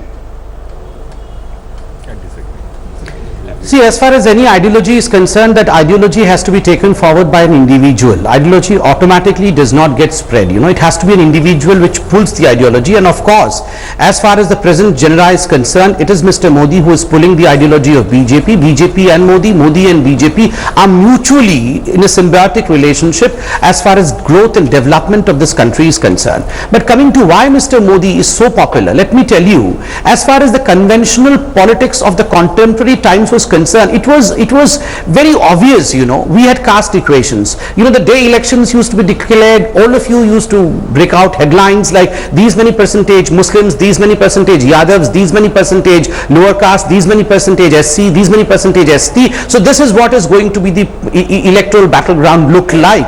But Mr. Modi's out of the box thinking has reduced this conventional politics into more of a, I would say, something of the past.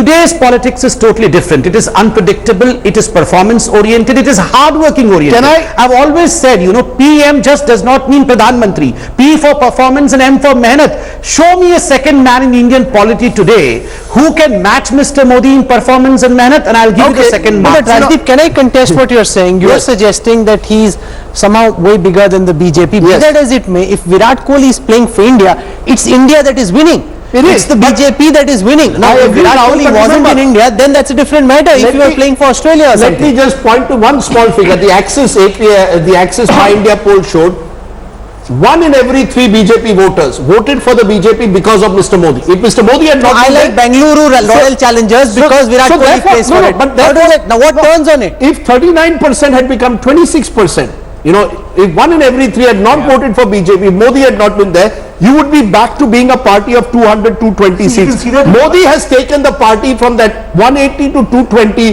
range into a 300 plus range. That's my point. You see that in Madhya Pradesh, Madhya Pradesh, Rajasthan and Chhattisgarh. That's right. In the assembly elections, BJP voters did not vote Congress. Some of them actually stayed home. You see, so therefore, that's the point that, you know, that's the one worry. You know, Dr. Patra, it's my job to also point out to Dr. Patra the possible areas where they need to work. They need to work in the south. They need to work on state elections where there will be occasions where the opposition is strong and just not having a regional. So today if you want to take on Mamata, you're going to also have to build a regional leader, possibly.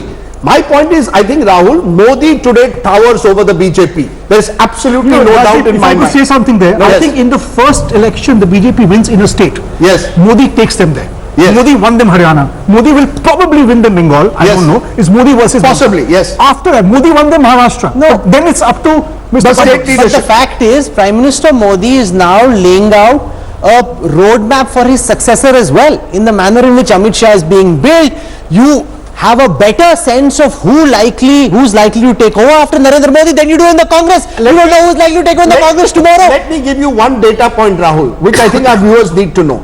The BJP in this election had 7.8 lakh booth committees with 15 to 20 workers in them out of the 9 lakh plus booth committees. The Congress, Rahul, doesn't have proper committees in 250 of India's 725 districts. Blame the media. No, blame the media. Let's start blaming the media. That's the media's fault. That's the media's fault. That's not just Modi. The other man, I think, who deserves some credit, and I don't know if our poll has captured him, is Amit Shah.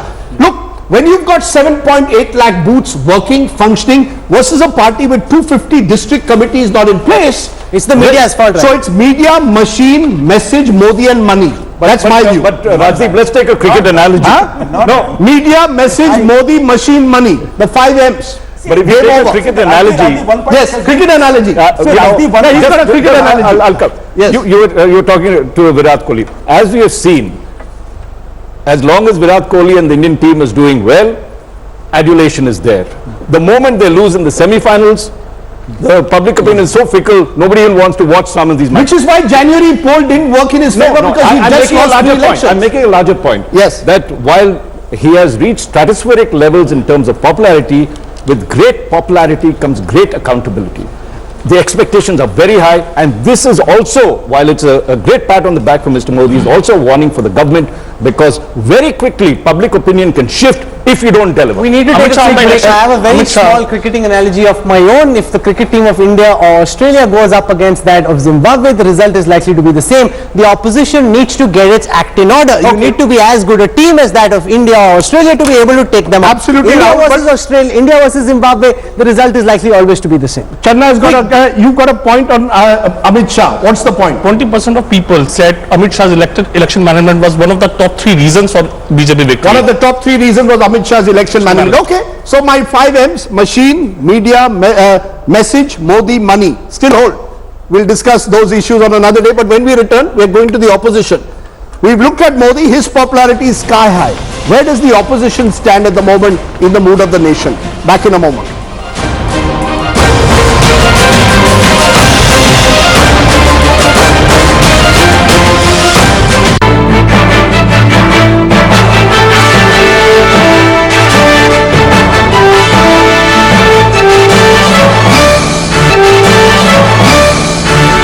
Right? 9:30, 1, 2, 3. 1, 2, 3. Done. All on the LED. The 4th one you'll do as type. while we are talking? Or we can do that, let's do one. We'll go to the LED guys. He wants to do it.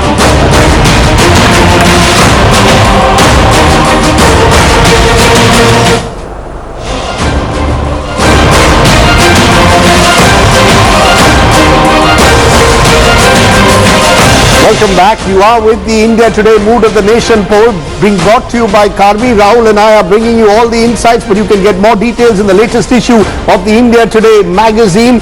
It's being called Modistan because all the numbers are showing Mr. Modi overwhelmingly popular. But let's look at the opposition. And this is what the Mood of the Nation says. Reason behind opposition's failure.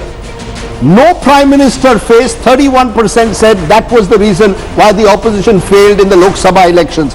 21% said no unity, 16% said Rahul Gandhi not accepted. So no PM face was by far the number one reason. Who can revive the Congress? This is the big story at the moment also. Non-Gandhi, 34%. I hope someone is listening in the Congress. 15% said non-dynastic. Add the two, it comes to 49%. Only a Gandhi was 29%. Congress veteran was 11%. But remember, this is among both Congress and BJP voters possibly. So keep that in mind. Best candidate to revive the Congress. Priyanka Gandhi 15%. Rahul Gandhi 11%. Manmohan Singh 8%. Sachin Pilot 7%. Sonia Gandhi 7%.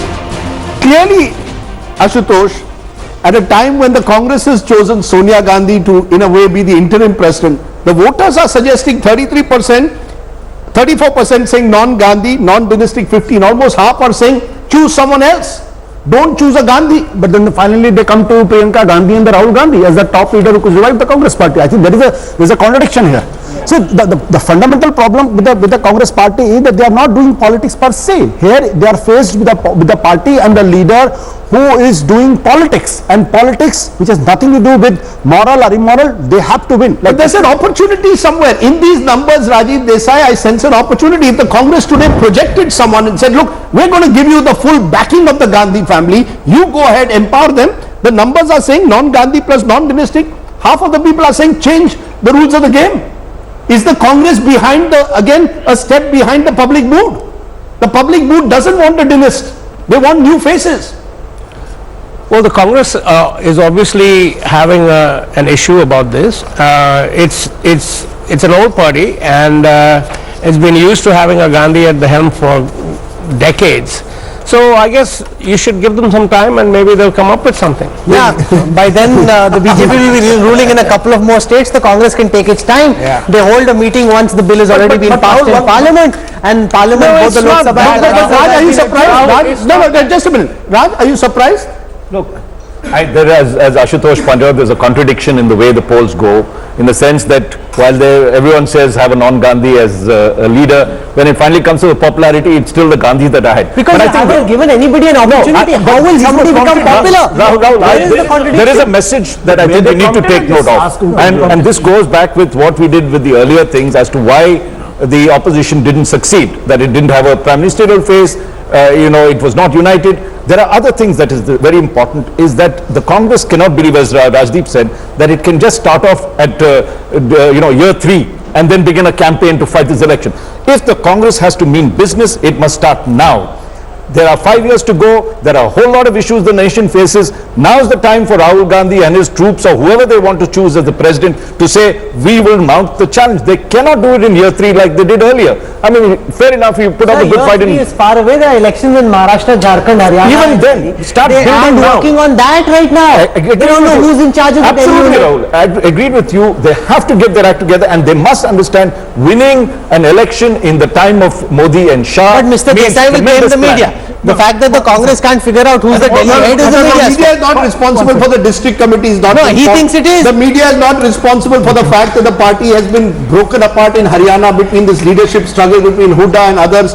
I mean, the media is not responsible for But what he type of thinks chaos. it is. The Congress He does, people but think my it is. point is, where does the Congress start? With leadership or organization? I just want to Should make there be I Ashok just Malik? hold on. If you were advising the Let me Congress- just answer that Yes. for a minute. All I said, Rahul, was that the reason that Trump and Macron popularity have been flat is because the media there have taken an independent view. They Okay, have not you been make that influenced. point. I'm just That's all asking, I'm saying. where does the Congress start? I didn't blame Leadership the or media for organization? what- You see, I mean, when you don't have an organization, which leader can today transform your fortunes? As Ashutosh says, elections is now a science. The BJP has a number of state level leaders who are powerful.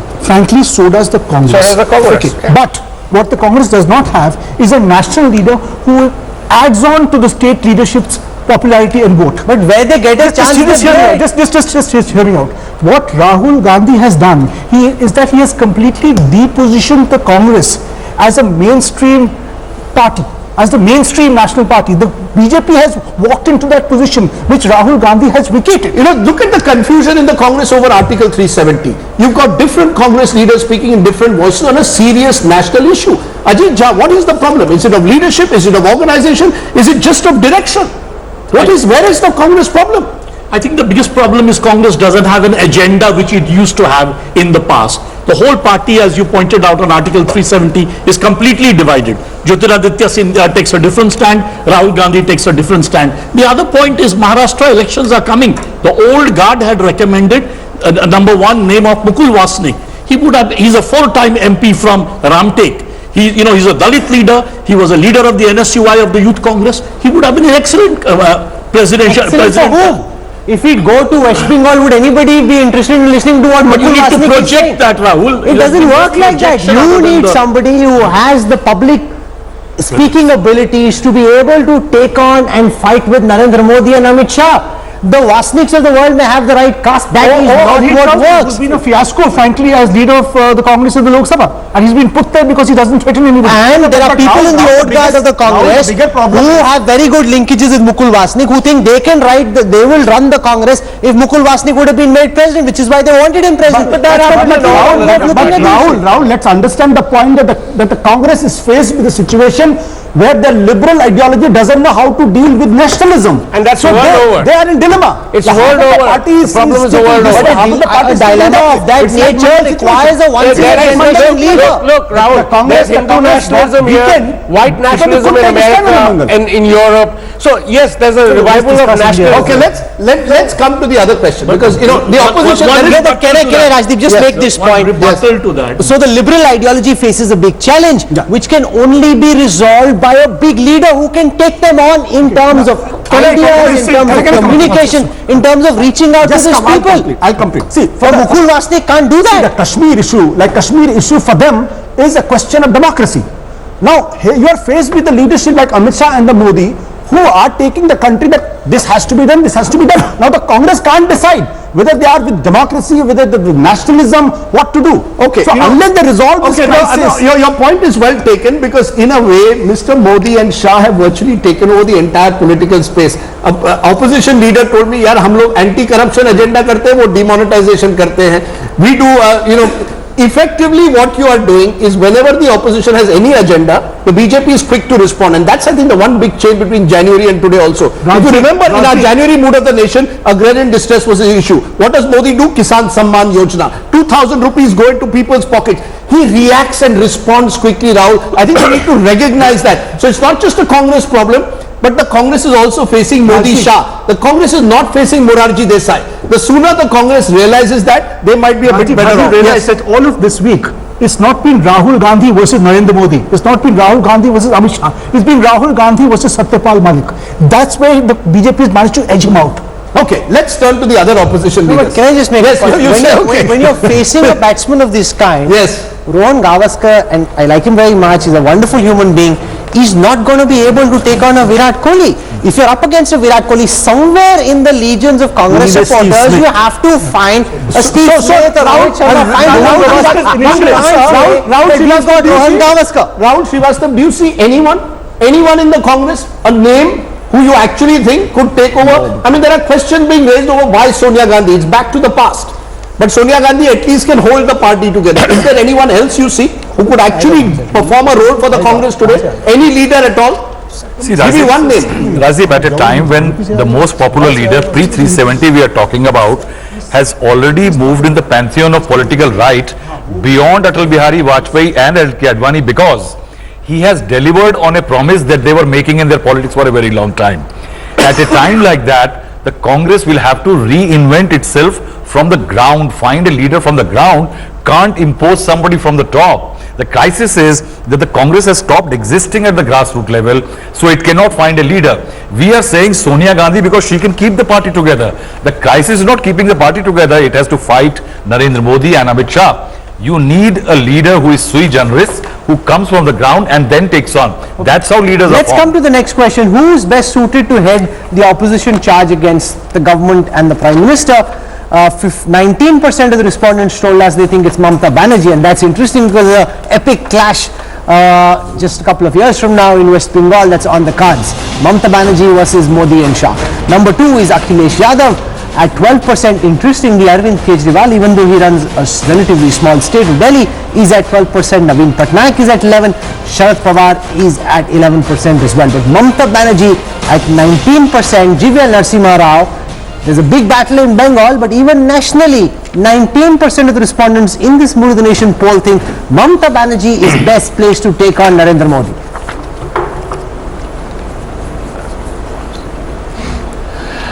Rahul, I think it's really bad news for the Congress party and not for us, because Mamata Banerjee is actually losing steam in Bengal. That's the only state, West Bengal is the only state where her party exists. Even there she is losing ground. She is slated to lose polls in 2022 in West Bengal. So if Mamata Banerjee is has acquired a sort of a standing outside the state without getting any votes per se, it only shows that the Congress's decline is going to be even faster. I think it's bad news for the Congress. We have to fight her only in West Bengal, and there we are on a roll. We will certainly defeat Mamata Banerjee and Trinamool Congress in 22 and have a West Bengal government of the BJP. So what does this poll tell us about regional parties? Again in January, there was a sense that the regional parties were going to play a key role. Come August, we are seeing the regional parties also being diminished. Something again has changed. Has this Timo factor, there is Modi only, meant that even the Akhilesh Yadav, the Mamatas, all have been downsized. We are at that peculiar moment of one nation, one leader. Rajdeep, I'll just take you back in history when this phenomenon like this happened. Indira Gandhi, yes, after the Bangladesh war, phenomenally popular, wins a landslide majority. Within 2-3 years, she is forced to impose an emergency. What then happens is that the opposition, including the BJP or whatever it was called at that time, come together to form the Janata Party. I think an opportunity now arises, given the fact that the Congress is in the way it is, for all these regional leaders to combine, call it whatever party you would like to call, come together and make an issue. And what is that issue? We are seeing it staring at our face. The economy is slowing down. So there are major problems that who would fight on which seat? How will they come together as one party? I'm saying you have to do two things. One, you must have emergency was a major agenda. You could find that in the economy, because if the economy continues to slump, you will have all the discontentment that you have. Second, you need to have, because you have a lack of leadership as compared to the Amit Shah duo, you need to combine your forces as the Janata Party did. And the coalition of that will first start weakening this very, very strong combination that has come of the BJP. So if the opposition has a plan, it has to work with this. Mrs. Gandhi unpopular. Modi is not unpopular. The economy, my point here, Ashok, is if the economy begins to tank, look, no Prime Minister can survive an economy that fails. But you're basically saying, Ashok Malik, that the opposition is waiting for Modi and Shah to make a mistake. Yes. That we can't figure out, like a test match, we can't figure out how to get him out. So keep waiting.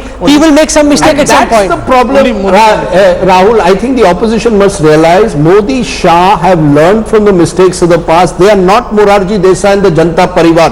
They are building towards 20, when Mr. Shah first said, we will be in part till 2040 or 2050. We were laughing at him. Now when I actually start looking at the way they've organized the elections, you realize that the opposition has much more to do than wait. But the economy is the one question mark. If there is any doubt, and we're going to come to that in a moment, I think it's the economy stupid, which Mr. Modi has to get right sooner rather than later. But Ashutosh, do you concede that the opposition now faces a crisis of credibility, a crisis of leadership, and in a way, a crisis of existence, of identity? All three. The Mayavatis, the Akhileshes, Parties are evaporating. Where the success of Mr. Modi or Amit Shah lies, because they are not doing traditional politics.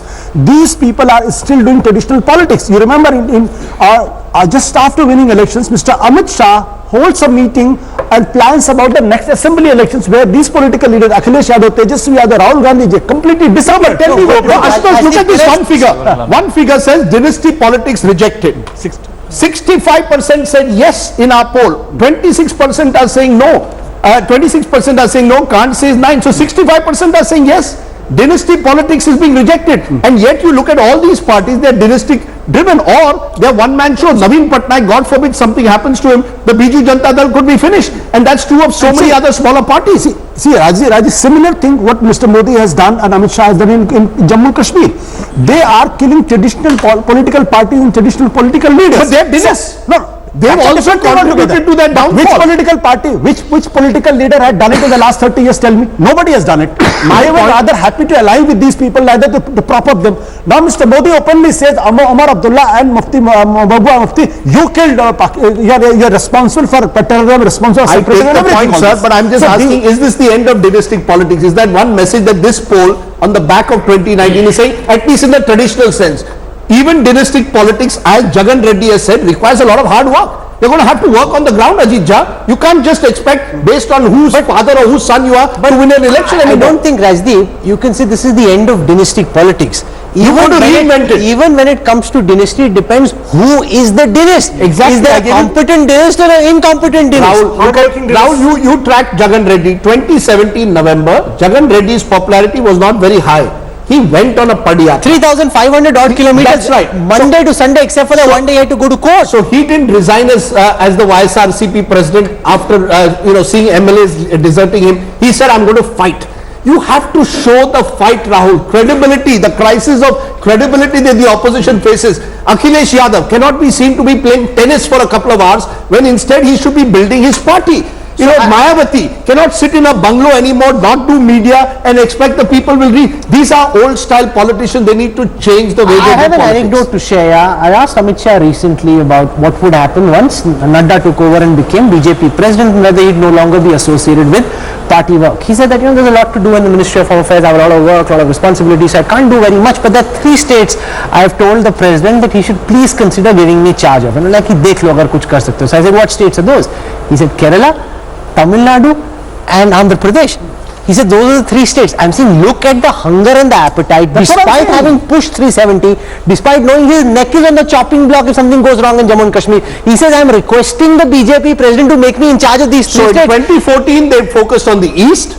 To build up to 2019, now they want to focus on the south. So therefore, when the audacity of ambition is so great on the other side, you're also going to have to get your act together. I think that's the big picture for the opposition. And he also understands the importance of the south, because if you remember, it is the south that stood by the Congress. It is the south that brought the revival of the Congress and gave it the majority in the parliament. Very strong submission. I wish Mr. Modi had known Kannada, Tamil and Andhra, he would have swept those elections. And Rajdeep, what the opposition needs. There is a language problem, and Mr. Modi is the most, the man who is... Should we end this segment by giving more bad news for the opposition? When they were asked best chief minister, the best chief ministers, 20% Yogi Adityanath, UP. Nitish Kumar, ally of the BJP at 10%. Remember, this is within their states, presumably. Nationally. 20% Yogi Adityanath. He's Nitish Kumar. Then Devendra Fadnavis faces an election, and he's a good example of a rising BJP star.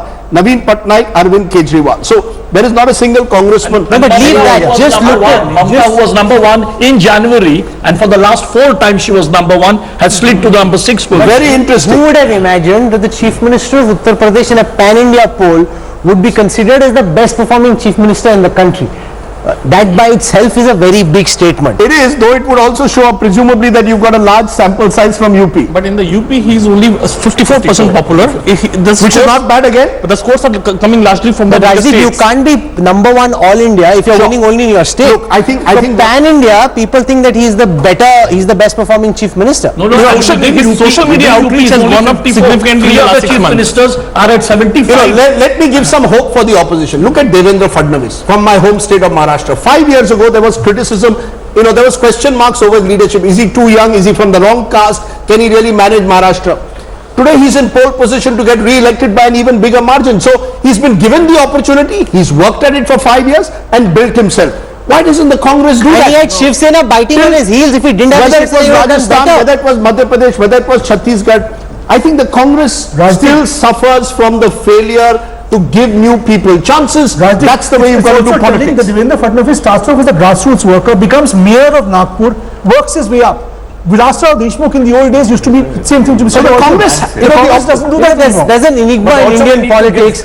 I just want to show you that when people were asked in their state who's the best chief minister, and this boggles my mind entirely, in their state people are being asked, who do you think is the best chief minister in the country? 75% of the respondents pin for Naveen Babu.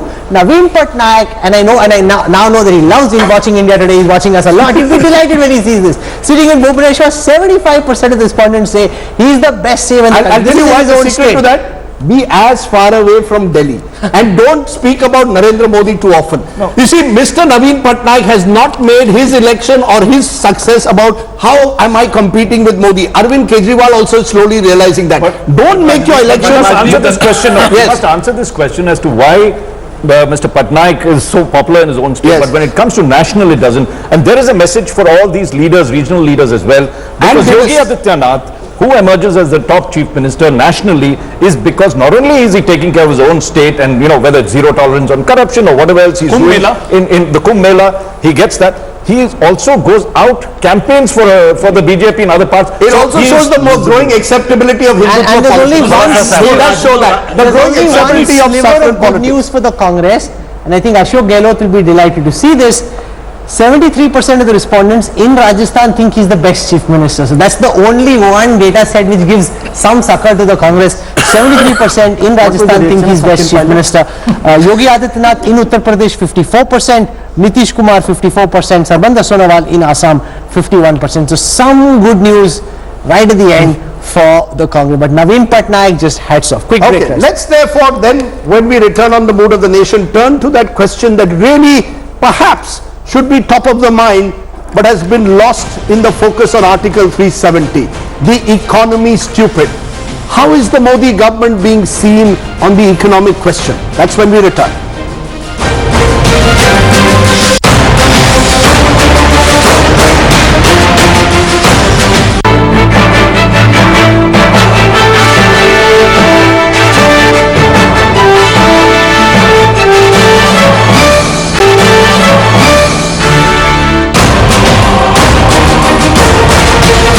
Welcome once again to the mood of the nation, the India Today poll being done for India Today magazine along with Karvy, which is bringing you the first big opinion poll since, of course, the general election victory of the BJP and Mr. Modi in 2019 May. In this 1 hour, we will look very closely at the perception around the state of the economy. I'm saying perception because this is asking people across the country what they think about the Modi government's economic policies, its record on job creation, that $5 trillion target, and whether voters believe the Indian government will be able to get us there.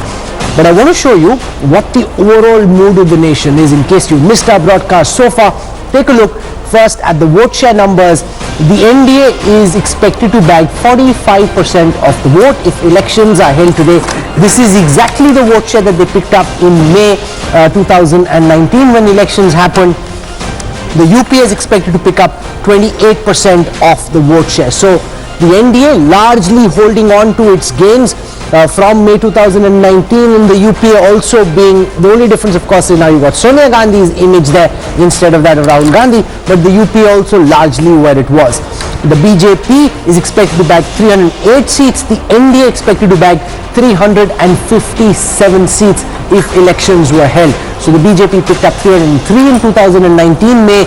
That's expected to go up by 5 if elections were held today. The UPA is at 92.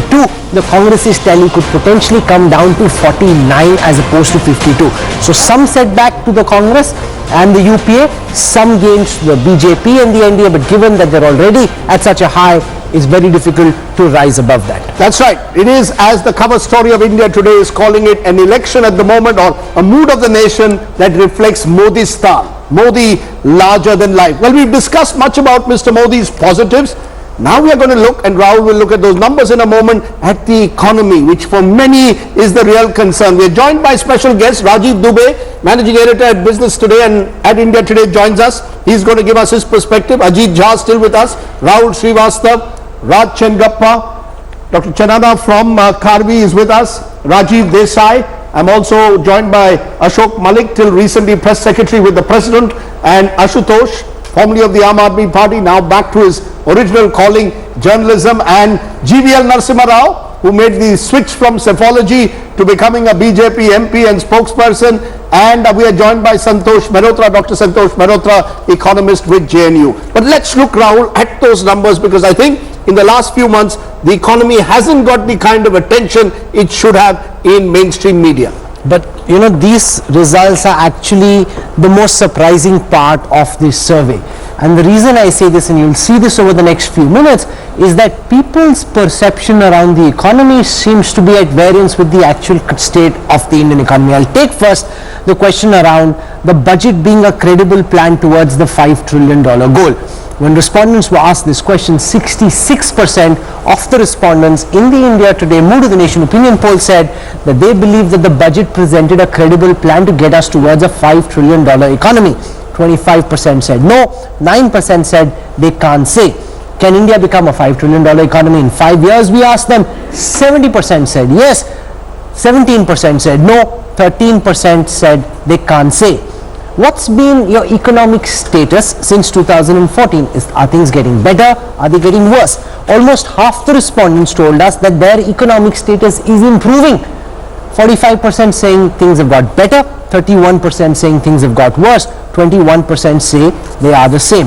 The economic performance of the Modi Sarkar, do people like that? 60% say the performance of the government has been better than that of the Congress.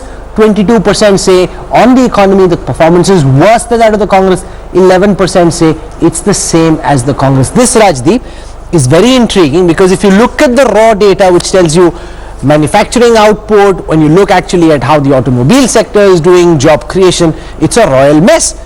People seem to say, balle balle, everything's great. Modi is enjoying the second honeymoon of her life. Most of us struggle to get one honeymoon in our lives. Modi is enjoying the first one never finished. It's the longest honeymoon of all time. It's the longest honeymoon, you know, and this is where it, you know, this is where the dream comes in. Modi is a great dream merchant, and he sold the dream of 5 trillion economy. And people are willing to give him a chance because they feel, they trust Modi. It's the trust factor. But Rajdeep, it has to be more. We have it's to get deep. People are trusting on Pakistan, I particularly, beyond a point, if I'm a typical voter, don't care. But if you ask me, is my economic status, Ashok Malik, getting better? And 45% say yes. You can't lie about that. There are two things here. It's not just a dream merchant. Are there problems in the economy? Of course there are, to be sure, absolutely. But there are two things on which Modi has delivered so far. And we have to see what he does going ahead. Number one, inflation. Huge issue in 10 years for a variety of reasons, some domestic, some foreign. Inflation has been under control. Prices have been under control. A lot to do with international factors and the fact that when you look at previous inflation numbers, I'm not denying that some of it is international, the oil prices, but some of it, including pulses and food prices, is also local, okay, including his agricultural policies. Second, in terms of delivery on the ground for, you know, rural roads, housing, amenities at home, this is a one-time benefit. I agree. You can't win successive elections with this, but people have seen tangible changes. So, you know, either Rajiv Dubey, you are living in a different universe to where... No problem. No, the problem is because, you know, as someone who tracks the economy, you, every day I meet you in the office, you say things are looking bad and they're going to get worse. We don't know, you know, where the bottom lies. That's not what the mood of the nation is. The mood of the nation is saying, don't worry, be happy. So is there something wrong with you or with the nation? I'm not the only one who's saying that. It is the government's own numbers that are saying this. Right. The last quarter, we know the numbers were 5.8. We know this quarter numbers are worse because we've already seen what has happened in auto. We know what is happening in consumer durables. We know what is happening in and these are government numbers. They could even be worse. Absolutely. So we, you know, the economy is decelerating, continues to decelerate, and the fact that we don't don't know what the bottom is a reality. It's the government's numbers that are telling us that the economy is still decelerating. The question is, when will it turn around? When do we see an uptick? We don't know. But Why does the government have any the question clue? is, Raj Chengappa, why are the people surveyed, either Karvy's got it horribly wrong and they were, in a way only going to Modi supporters, which they haven't, or the truth is, as Ashok suggests, that people out there are more than willing to give Mr. Modi a chance. I think it's a combination. One, certainly what you had mentioned earlier, there is a trust in Mr. Modi, though things are bad. And if you look at it, disaggregate the questions, you will find that jobs continues to dominate. The corruption is a concern with this. And also, by the way, inflation. They still, despite being the lowest, people are never happy with the fact that prices keep going a little bit here or there. So there are these three big concerns. And what we are seeing is the confidence levels in Mr. Modi to deliver. That confidence levels could diminish pretty rapidly if as Rajiv says, it goes down. The other point is, when you look at, disaggregate further, they agree with the 5 trillion dream that Mr. Modi has to deliver by 2024-25, Yes. but say there has to be radical reform. Now the point, if you ask economists and others, is what they have done in the second term, is that sufficient enough to kick the economy beyond 5.8%, because to do that they have to achieve at least 7% growth average in the next 4 to 5 years. Will they do that? Rajiv Desai, when I look at these numbers, the Prime Minister could well turn around and say, look, the professional pessimists have got it wrong yet again. Nirmala Sitharaman will look at these numbers and smile, say, I told you so. And it's only though the naysayers like the Rajiv Desais of the world who are saying, are predicting doomsday scenarios. The reality, people don't seem to be too concerned. The economy is not driven by markets and foreign investors, or indeed even domestic investors. Then what is it driven by? It's driven by people believe that their basic lives, they're okay. They're not so bad. Inflation is down. They're getting the benefits of rural roads, of infrastructure. They're okay with their lives. Well, actually, the fact of the matter is, it's not a matter of opinion, as Mr. Dubey has pointed out. It's a fact that the economy is sinking. It's a fact that people are jobless, and it's a fact that it's going to be get more and more challenging as time goes by.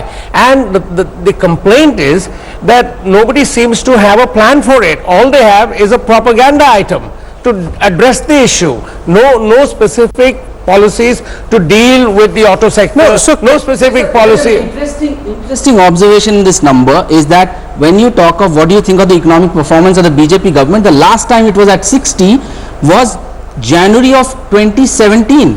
Just after demo. Right after months after demo. So that was the time when everybody was happy that the rich were being were being harmed or were being. So is it some kind of visceral pleasure that that this is showing? But it's not.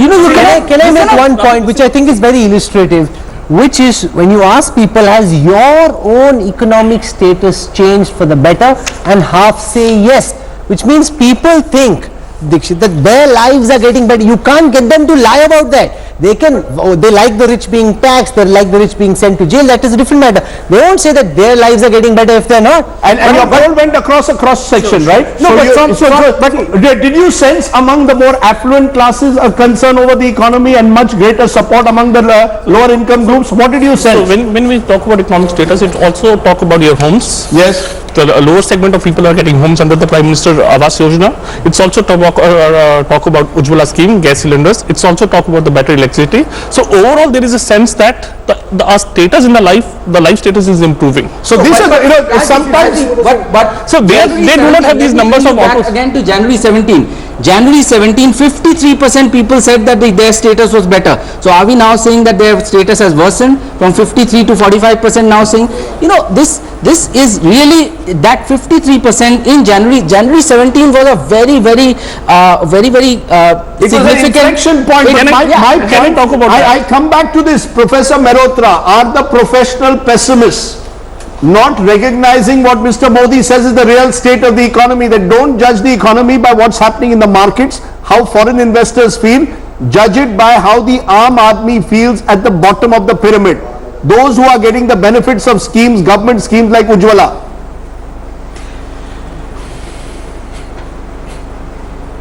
But first of all, I'm not a professional pessimist at all. I think there is hope for the Indian economy, but the more important point really, Rajdeep, is the following.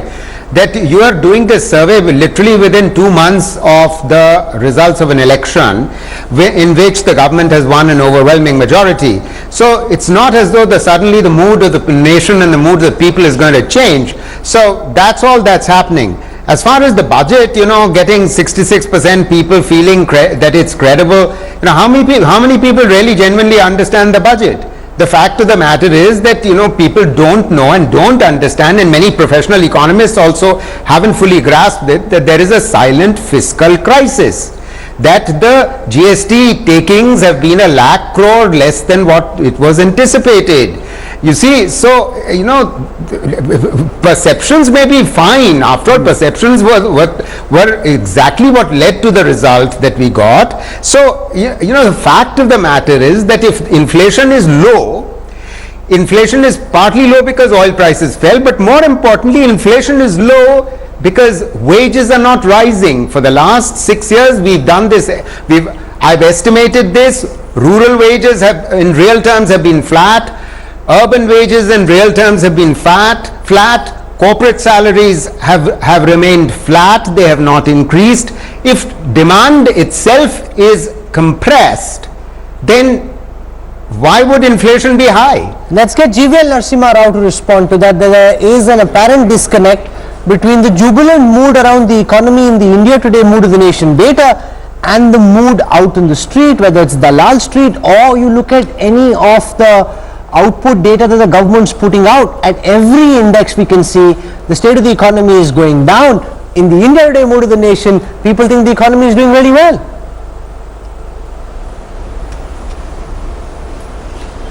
No, Rahul, the problem is every pessimist, professional pessimist as Rajdeep calls them, I think sees data from a particular prism. They want to present what they see in isolation. This is like several blind men trying to really understand what the shape of an animal is by blindfolding themselves. Sir, the auto sector is down 30%. This doesn't require eyesight to say that. The real estate sector is down. The stock markets are down. Private investment is at historic lows. Growth is coming down. It was 5.8% in the first 3 months of this year. It will be down even further. This is a reality. It's not about professional pessimists. This is a reality about the state of the economy, Mr. Narasimha Rao. But this is it's also a world reality. Are we not the 6th largest country? No, now we're 7. 7th largest. We were 5, now we're down to 7. 14. Have we not really in terms of overall standing?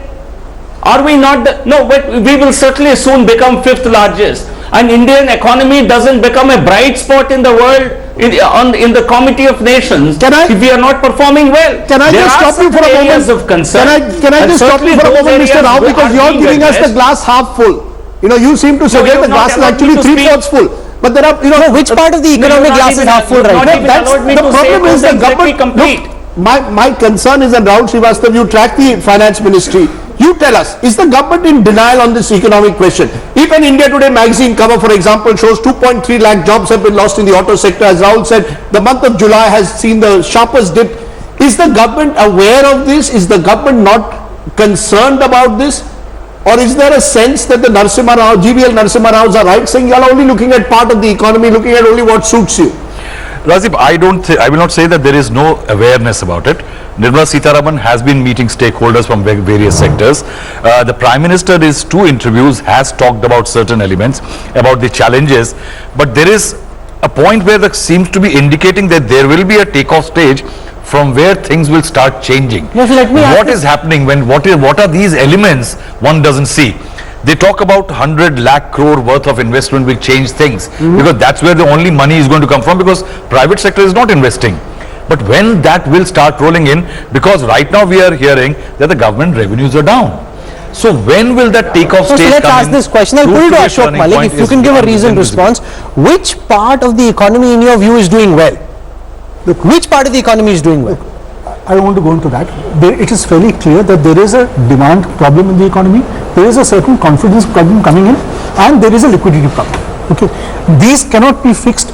Now, what's the problem, Ashok, sorry, what's the problem, or is this a Prime Minister at the end of the day who fundamentally distrusts private industry? You know, let's be fair. don't You know, think- we've gone I through don't this think that's program right at all. targeting the Congress. The fact is, Manmohan Singh worked closely with industry. This I Prime think- I Minister think doesn't involve industry in any decision I think making. this Prime Minister has, just one sec, please. Could I have, this Prime Minister has gone after crony capitalism, what he calls phone banking. Really? Could I finish? Yes. He has gone after them, which is why a lot of the promoters who owed money and were not paying back are being forced to squeeze out money right now. Okay. This is not to say this Prime Minister does not trust legitimate private industry. Of course he does. But these problems are genuine. What the three problems talking about? Of demand, of confidence and of liquidity. No, but let me ask that question then to GVL Narasimha Rao. Which part of the economy, sir, is doing well?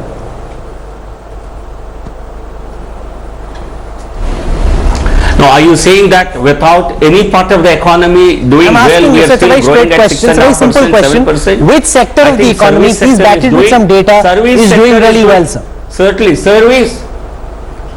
No, service sector, no, let me tell you, service sector is doing quite well.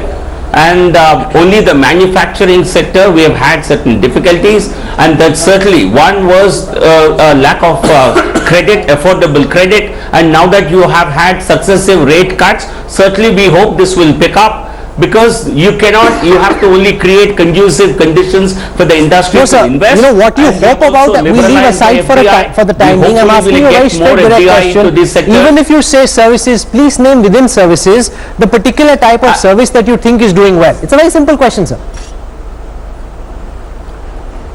No, overall service sector is doing very well. And that Which one? is Okay, what I'm going to get people Rajiv Dubey to respond. First let him take telecom. You take telecom. You take telecom, look at the losses in telecom, you take banking, look at the losses in banking. You know, the problem that I see is that the government is trying to put the cart before the horse. banking- To assume that private investment will come before consumption kicks off is like living in a dream world. It's never going to happen. No, Rajiv Dubey, respond to GVL. Do you I just believe said- there are elements in the service sector that are doing well? No, telecom. It's in terrible shape. Look at financial services. Look at banking. I mean, Can I just ask this question, which is often not asked? Is it true that 2016, the inflection point which gave Mr. Modi the big bump in our mood of the nation in January 2017, demonetization, came at the wrong time, hit the economy? We are now 3 years later. We've seen the global headwinds are no longer with us. You are now faced with, difficulties on the global front, and domestically what you did in 2016 is starting to hit you all these years. That's what business keeps telling me, that we are still suffering from what happened in November. So I'm just wondering, well, just a minute, Mr. Modi got his politics right, Ajit Jha. He got the elections right, but the economy has never been, he was lucky in his first 3 years, luck has run out. Now he's got to work at it. In fact, I would argue the other way around, Rajdeep. If you look at agriculture, where 70% of our voters are sitting right there, between 2014 and 2016, you had negative growth rate in agriculture. Today, agriculture is not bouncing up, but the average is 2.9. It used to be minus 1.2 in the first year, second year was 1.2. So I'm not saying agriculture is great, but agriculture has improved. Also programs like PM Kisan. PM Kisan has put in a lot of money into agriculture. Ajit, I see. Various other Prime Minister, let me finish. 1.5 crore houses for the rural poor. People who have got houses for the first time in their lives, for them the economy is doing great. But Ajit, in the month of Jan March, agriculture is growing 0.1%. But at the same time, but when you ask question, Rahul, it's a subjective perception. Okay, let me pose this to Professor Mehrotra. Professor Mehrotra, we say the Prime Minister hasn't kick-started enough reform. However, there's the Labour Code that's come in, and many believe that a lot of the reform must start with Labour. If you remember, in his first term, he tried it with land, didn't quite work, there was a backlash. This time, he's trying to get everyone together on Labour. The government is committing to disinvestment targets. Do you see that Mr. Modi in this second term is going to focus more in the next 6 months, perhaps, or next 12 months on the economy? Is that going to have to become priority? Not what's happening in Kashmir necessarily, but what's happening on the economy. Do you see that happening now? Do you see a shift?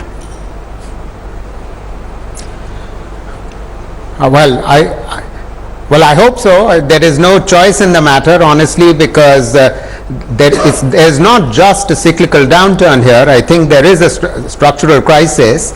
Now, someone was talking about, I don't know who it was because I can't see everyone.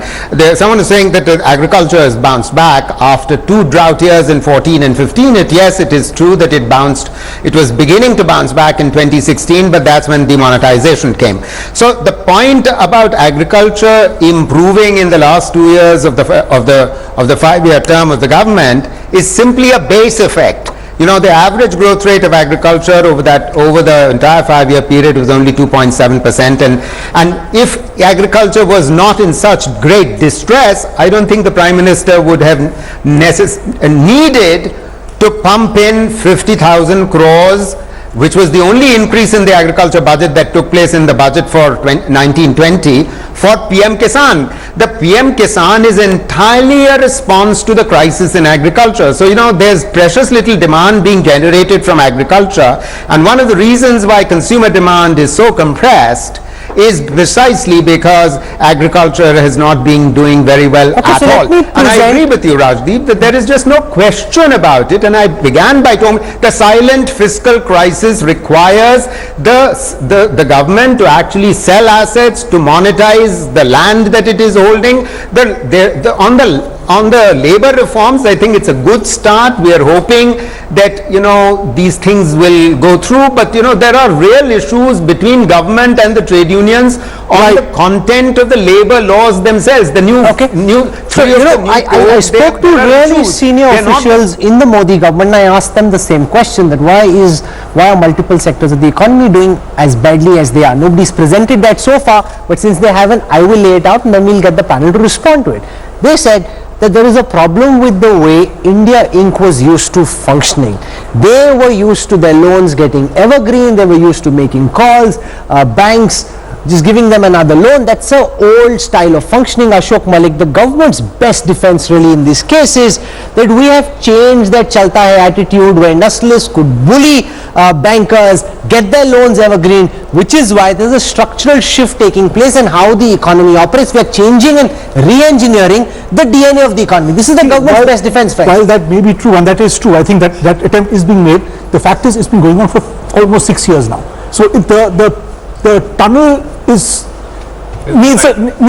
a light at the end of it. See, you see, but since Rahul is talking to the government official, let me tell you what the industry is saying. Industry is saying the bureaucrats are telling us how to run industry. People who've never run a company in their lives, who've been joint secretaries in the Department of Animal Husbandry, suddenly come into the Department of Industry and tell us how it's always been like that. No, but the difference is Dr. Manmohan Singh, who we've attacked the Congress. He had a team. Let's be fair to them. He had a team that worked closely with industry. Now we have a team, which is the committee on which you've got industry fully involved. Who are the MSM? You know, I just wonder whether I come back to it. Rajiv, correct me if I'm wrong. The mood in industry that I sense is that this government believes hum sab chor hai. The first thing that a bureaucrat tells me, look at the tax terrorism that's being practiced in the name of it is. There is tax terrorism. You see, Some of the most when he says that only 15 people are close to Modi. No, why do you for a moment? The fact of the matter is, some of the biggest industrialists in India have come out and said about tax terrorism, whether it's in the south, whether it's Mohandas Pai, whether it's Crenshaw, all these people have actually tweeted that. Let me ask Rajiv, is it big industries? No, 1 minute. Is this a problem of big industry or MSMEs as well? When I hear from MSMEs, they also don't seem to believe that things are buoyant at the moment. They are the ones who have to drive this economy. What will an auto component small person look at today when he sees these numbers? MSMEs were the worst hit by demonetization. That's my point. MSMEs have been the worst hit and they have yet to recover. It is a fact that the industry thinks that the government is not consulting it enough. That the government, when it goes at all levels, including when they go and when the government does intergovernment deals, intergovernment discussions, that the industry's voice is not being heard is a fact. That's the voice that the industry has as of today. They are concerned about the fact that their voice is not being heard and their concerns are not being heard. You know, but the flip side, Ashutosh, look at the numbers, and we have to go by the numbers. When we ask people about the question of comparing, they say economic performance of NDA government better than Congress is 60%. So, you know, for all the talk, at the end of the day, people do a comparison, and there the inflation point comes. They believe that, look, things are not so bad, the average Indian. The three point. The last days of UPA 2012 and Modi 1 and 2. So, but that's the 3 point which I want to make a very quick 3 point. First point is, I think the problem with which the Congress is suffering in politics, or the Modi government is suffering in economics, because they don't know whether to go to the market way or to go to the state, to the welfare. So they are confused in a way. Secondly, Modi is very clear welfareism. Let's be honest, Mr. Modi is very clear. No, but Rajdeep, that's unfair. No, I'm sorry. At the highest levels in government, they know that welfareism is not that. They realize that trying to encourage private investment is the only way forward. I'm just looking at the past 6 years. Why has the fiscal crisis slowly crept upon us? Because there was a time, and this is the February budget that you put up. Nirmala Sitharaman is being blamed today. The fact is the February budget made all kinds of announcements without having the monies in place. But Rajdeep, second point I wanted to make it, where is Amit Shah in his economics? Where is Amit Shah? They have somebody who doesn't understand economics, budget and everything. Manmohan Singh government was led by Manmohan Singh himself. There was the P. Chidambaram, there was Montek Ahluwalia, there is a bright economist. Now, where is the economy? Ashok Malik, you were in government till recently. You got this government suffers from an acute lack of genuine economic talent, and when they do find the talent, they can't deal with that talent because talent has a mind of its own, and they have a problem in dealing with people who speak their mind. I think that's a sweeping statement. There's been talent which this government has not been able to work with. There's been talent this government has worked with. So that's not quite fair. But yes, the government has been caught between trying to clean up the economy, going after tax evasion, and there's been, I guess, a bit of an overkill in both these areas. But you levy tax on somebody not completing his CSR responsibilities. I think the desire to go after bad people who will take loans and don't pay back has ended up to some degree also spooking bankers into not giving loans. No, but Ashok, when you do on CSR, for example, if I don't meet my CSR targets, I will be imprisoned. I'm hoping this cost correction has been. I just have a point to make. You know, I think while the government has been very clear in terms of the agenda, it has to do in terms of the BJP and RSS agenda, whether it is Article 370, Ayodhya, or the Uniform Civil Code, they had a plan. What they didn't seem to have, and is in terms of the economy. Mr. Modi has a vision of a 5 trillion economy, which everyone says that's going has to be happen done. anyway. No, has to be done, right? No one is arguing. It's like saying providing water or toilets to people. The point is how you're going to get there. Now take a look at agriculture. They have continued the policy of being focusing on production, but actually the farmer wants income. There has to be an income revolution. To have that income revolution, you have to do a whole series of things to be done. Then take a look at the other sectors, whether it is manufacturing is down, service sectors. You have to have a plan and let everybody talks about the animal spirits. You have to free those spirits. May I say something? I just want to add one point. I think this confusion about economic, which model has to be followed, is a fundamental problem with the RSS. On the issue of nationalism, Hindutva, they are very clear. This is what I have to do. But you take the example of Swadeshi Jagran Manch. What is their economic policy? Whether they want to take economy to the Gandhian way or to the Lohiya way or to the socialist way or a communist way, where is the rightist economic model with the RSS and the BJP? There is no rightist economic model. It's unfortunately, they call themselves rightists. Let's be fair. Mr. Modi, even in Gujarat, went by a public-private investment partnership model. He was not Margaret Thatcher, as some people might have hoped on the extreme right. Mr. Modi at the end of the day wants to win elections. He is not here. Look, see what happened between 2014-15. He tried land acquisition, he was pulled back. He was attacked for being a suit boot ki sarkar. He said, okay, you're calling me a suit boot ki sarkar, I'll show you what welfareism politics is. And it's worked. So from a political point of view, it's worked. Whether it's worked, I think the numbers are now catching up, Rahul, with him somewhere, because between 2016 and 18 or 19, the amount of money that he put in various schemes, now the revenues are not being generated. That's the trap. There's only one way. There's only one way to revive the economy. Let me say something. Which part of the economy is of greatest concern to voters? We look at that when we come back with the next part of the India Today Mood of the Nation opinion poll. Stay with us. We're back on the other side.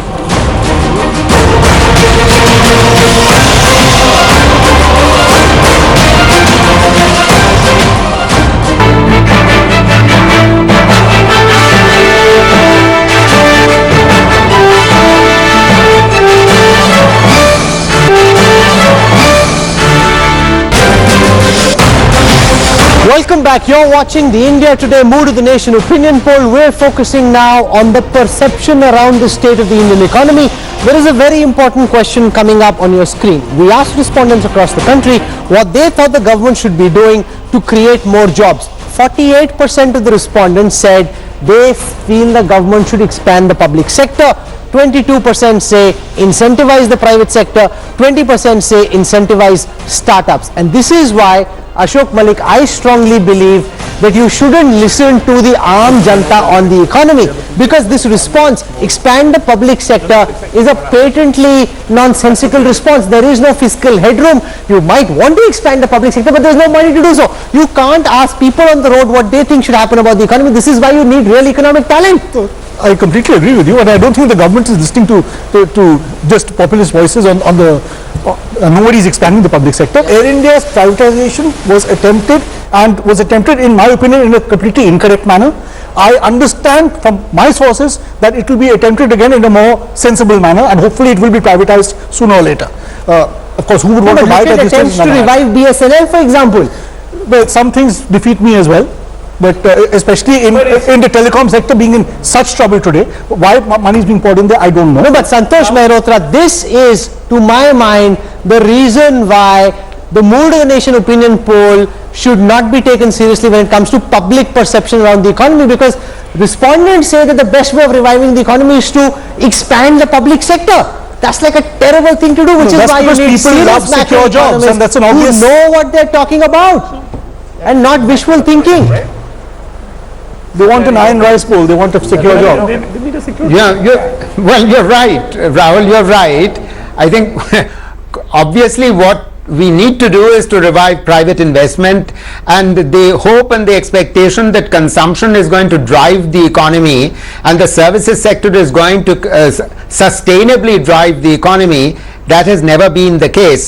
Services by definition are servicing some production. In other words, you need sustained output growth in of agricultural produce, of manufacturing, of construction, etc. So anyway, private investment, how do we get that going? I think without acting on the banks, without reforming the banks, the capitalization of the banks is not a very good thing at all. Unfortunately, that has been attempted for the last few years, and clearly credit offtake is not increasing. I mean, because the banks are extremely risk averse, and that is hardly surprising. This is also evident from the fact that they've not been transmitting the repo rate reductions. Now, how are you going to eliminate this risk averseness of the banks? I think we have to build capacity in the banks. We have to reduce the government's ownership significantly. That will allow resources to be mobilized, which would then be plowed back into the banking sector to enable them to begin to lend, to have the confidence to lend. Ashok Malik, we have seen with Article 370, the government took a big risk. When you decide to abrogate 370, you have absolutely no idea about what will ultimately happen. You're going in blind. You're hoping for the best, but you're going in blind. When it comes to questions around the economy, the government simply isn't willing to take that kind of risk. That's not true. Why not? Why I'll not? give you an example. Demonetization. No, I'll give you an example. One second. Shashi Tharoor, I think, got it right when he said that this was Article 370 in a way is the political equivalence of demonetization. You took a risk with demonetization also. You removed 86% of the currency out of the economy. Did you have a plan B? I'm not so sure. What's happened? As long as the global headwinds were, you were riding this sort of global surge, life was tailwinds, you were fine. The moment they've turned against you, you don't have a plan B. But Rajneet is a different point. Taking a risk doesn't mean jumping off the cliff, right? For example, you can merge the number of public sector banks you have, bring it down to 5 or 6. Those are the kind of risks to take. Mr. Modi today has the political capital, I think he understands that, to do 2 or 3 big things which will pay dividends over this term, not tomorrow morning. Number one, as you said, merge the banks into 4 or 5 big mega banks and potentially start divesting them over a 5-year period. Second, a trade policy that is more sensible. The trade policy we have right now is going nowhere. We cannot conclude a single trade deal with anybody. Third, we have to get into global value chains, not across the board, not for every commodity and every item, but for specific items such as maybe mobile phones, electronics and so on. So manufacturing in key areas has to come in a globally competitive way, because services alone, as Santosh Mehta said, is not going to satisfy this $5 trillion economy dream. My thing is, when you look at these numbers, and you can put us that graphic, which issue concerns you? Okay, let's take that on the Take a screen. look at that, because I think that shows the disjunction between the government's view of the economy and what is the reality on the ground. Okay, so we asked respondents in the India Today Mood of the Nation opinion poll, which economic issue is of the greatest concern to them. 35% of the respondents said unemployment is the number one concern, 16% said it was farmers' distress, 11% said it's corruption. So corruption is down to 11%, there's price rise at 10, the economic slowdown is at 9. And this again comes back to the same point that I was making, Rajiv Dubey, that the Aam Aadmi simply doesn't understand enough economics to be able to come up with a cogent response to this. The economic slowdown is of concern only to 9% of the respondents. Obviously, they're more worried about unemployment. Before you go to Rajiv, let me just, and he can then take that on. Most surveys, and you can correct me if I'm wrong, always put price rise at the top. If you saw the 5 years of UPA 2, price rise would be number one. What is number 1 and 2? And this was also true of January Mood of the Nation, farmers' distress and unemployment. These problems haven't gone away. There's an election victory. Mr. Modi's won a big election victory. But the problems of unemployment and farmer distress have not gone away. It may be an opportunity for the opposition, but also an opportunity for Mr. Modi. He's got to turn around the situation. All the promises he made in 2014. You know, frankly, there is a huge disconnect between what the reality on the ground is, what is required in the economy right now, and what the government thinks is required. Government thinks private investment will come irrespective of whether consumption takes off or not, whether this gap between capacity utilization and unutilized capacity is filled or not. Government believes, and government has wasted 2 quarters. 2 quarters have been wasted waiting for that private investment. It's not going to happen unless the capacity utilization is full up. In fact, unless it is about 90% now, nobody is going to come and invest. So that is a reality that the government has to take cognizance of, and for that it's important that consumption is driven at this point in time. To drive consumption, what we require is to leave more disposable income in the hands of individuals and more investable surplus in the hands of businesses. That's the only way to drive consumption. Why is there so little economic risk-taking appetite in this government? Ashok Malik. I think the first 5 years was spent in, as I said, cleanup that became a focus, maybe a bit of an over focus, but became a focus, and in providing infrastructure and amenities at the bottom of the pyramid. That took them where it did in the first 5 years. The second 5 years needs risk-taking and needs a wider agenda. No, given the fact that Mr. Modi has this phenomenal majority, and he has taken big risks in Kashmir, for instance. He has moved with Article 370. Why hasn't he taken the same risks in the economy? Now, I'm taking one particular sector, railways.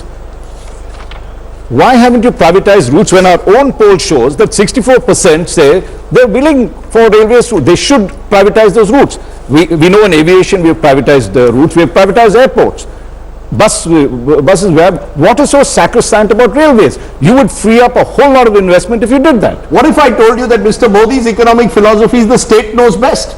That's the problem. Mr. Modi is not, and you look at his track record, look at his Gujarat model. It is not about believing that there is no this is not correct. No, my point Some of India's best minds on economics led by public sector investment. So I'm making a different point. I'm saying that the Prime Minister very frequently has discussions with groups of economists. Yes. And some of the biggest money managers, some of the sharpest economists in this country, probably in the world, people you know as well, say that he has very well formed views on private capital formation. It's not as if he doesn't have the broad concepts, right? It's about the ability to get things done on the economy, where as of now we're seeing a real problem. I have to go by 16 years or 17 years now of Mr. Modi, and I'm including both Gujarat and Delhi. Correct. If you look at it, he has focused through private sector driven infrastructure projects with public sector playing a supporting role. That's been the role. And in Gujarat it was easier because you had a robust private sector as well as a public sector which had been well formed. Nationally, you have a far more complicated economy, particularly with MSMEs bleeding post 2016. No, I'm just thinking, I think Mr. Modi, to answer Raj's question, which I think is a great one, why doesn't he take the same risks? I think he thought about it and then pulled back at some stage because he thought the political capital has to be invested in other areas, not in the economy. And I think now 6 years, after being Prime Minister, I think he should be more secure. He knows he's the Prime Minister possibly for 4, even 9 years. I think this is the time. If he doesn't do it now, in the first term, it's about re-election. Now there's no re-election, the opposition is finished. So I think he's been insecure when it comes to economic questions, unlike on political or other questions. Yes. I'd asked an aide of his, Yes. why doesn't he make these big bang announcements? Yes. And his answer is very interesting. He says the Prime Minister believes more in a stable reform with direction rather than disruption without direction. He wants, I think in some senses, if you translate that, he believes that you need to clean up a lot of things, a lot of incremental stuff that had been the backlog of that, so he's cleaning that up, rather than go out and try and do the, get the headlines that you is don't there. like disruption if you Because give us we did demonetization. I mean, that's the single biggest disruption. No, Is it the problem here? One second. when you say, Ashok Malik, the when you say problem- risk taking, one good, look, halfway through his term, he came up with GST. GST was also a tough call to take at the time, because there was a Gujarat election coming. You knew it had a large trader community. I agree that Mr. Modi I believe Mr. Modi fundamentally is a risk taker, but he's like a good Gujarati, also looks at the balance sheet. And the balance sheet has told him at the moment possibly that, look, I don't need to do too much of reform every 1 month. Let's do it gradually. Let's do it step by there is a step. difference. Those who manage money, Ashok Malik, are driven not by rhetoric. You can sway voters with rhetoric. For those who are investing their money, they want to see real action and not talk, and that talk is not coming through right now. It's a bit of yes and no. The point is, when Rajiv says he does not take risk. No, I said he takes risks, but he doesn't take the kind of risks that require a monthly sort of, disruption. He wants to do it at his own pace. He wants to do it at his own pace, own This time. is a man who raised oil prices in the middle of the UP election campaign. Yes. Okay. The Congress didn't do that in the last UP election campaign. Conceded. 12 or 12, sorry. So, as I said, the first 5 years was spent in delivering infrastructure at the bottom of the pyramid. These are once in a generation, whether it's rural roads, rural housing for all Indians. These are once in a generation, in some cases once forever investments. This will give the government fiscal space by 2021, 2022. I'm not saying we have to wait till then for the economy to revive. No, so this is welfareism. But That's my point. Where is your economic? 1 minute. You can call it welfareism, but giving this infrastructure at the bottom of the pyramid will also create a demand of its own. It will generate demand. It will deepen India's demand. Okay, let me come and Ashutosh respond to this. This is the final graphic we have, which I thought is fascinating, because this perhaps tells the Modi story, the trust factor. Has the government done enough to bring Vijay Mallya and Nirav Modi back? And this is what the survey Mood of the Nation says. 61% say yes, 27% say no, can't say is 12. At the end of the day, it again boils down to trust. We can debate, argue whether the Prime Minister is taking risks, not doing enough. People out there are saying he's trying his best. In your And I heart, think you know that, he's right. and therefore they are willing to give him the chance. And that's where the change comes in. And therefore he also believes that I'm building a relationship which is not, I'm not a 5-year Prime Minister, I'm here for 15 years. Give me time. In your heart, you know he's right. See, I think he's right some way, but I think it is also a reflection of his personality for the simple reason because he's a control freak. And leaving market to work on its own, sometimes it scares him also. Maybe that can be one reason. Otherwise, the man who takes so much risk about 370, so much risk about the triple talaq, so much risk about demonetization, but everything is in its control. Once you leave You think that he doesn't take risks on economic issues as easily as he does on others because he fears he will lose control. He will lose control. No, so I just want to share with our viewers a bit of insight. I had a similar conversation along the lines you've just witnessed for the last 15 minutes with very senior officials in this government. I asked just again and again, you need to first acknowledge that there is a problem, B, tell us what you're doing to fix it. I was told that within the next few days, the number 10 was mentioned, there will be a big economic package that is coming. The contours of the package weren't defined. Rahul Srivastava, you can build on this, but the government at the highest levels is telling us that they're working on steps to shore up confidence, to boost the economy and to get private investment to start investing. At least that's what they're claiming to be working on. See, I don't know, Rajiv will have some information also on this. There is a general aversion as far as Prime Minister Modi is coming to giving any special packages. He does not want to give somebody a stimulus because he has built his politics for a long time criticizing for the kind of stimuluses that the Congress kept giving and that created that crony capitalism and others. I think what I have heard of is that certain measures, they may cover it and camouflage it in whatever ways, but I think the crisis needs to be admitted first. The problem is that there is a general denial right now that there is a crisis. Only in public. In private, they know how to stop things. Yes, in private they know there is a crisis. Work is being done, and you said there is a team of economists which is providing certain amount of feedback. But what I have seen is that to all the stakeholders that Nirmala Sitharaman has met in the first, there is a general denial. There has been denied that you are going to get a stimulus. She is not promising them any packages, which is perhaps a wise thing to do, primarily because that will raise expectations. She has said no to GST rates dropping, because if you give it to one sector, it will be asked by every sector, and that will become the trend. That's what Prime Minister Modi has tried to do. As Ashok was saying, to cultivate a habit of paying taxes also is one element that this government has tried to do. Okay, we have exactly a minute and we have 10 of us. I want to ask each of you the biggest takeaway from this Mood of the Nation poll. You start, Rajiv Dubey. The biggest takeaway. What do you think this Mood of the Nation poll tells you? I think from the economic point of view, I think there's a huge disconnect between the ground reality and what the poll tells me. Okay, so the poll might actually push the government further into denial in that sense. Yes, Ajit Jha, what's the biggest takeaway from all the findings we've had today? The biggest takeaway is that people, despite the fact that they believe unemployment and farmers' issues are the main issues, they have enormous trust in Mr. Modi, the fact that he can turn the economy and the slowdown around. The pollster. Two things, trust and hope.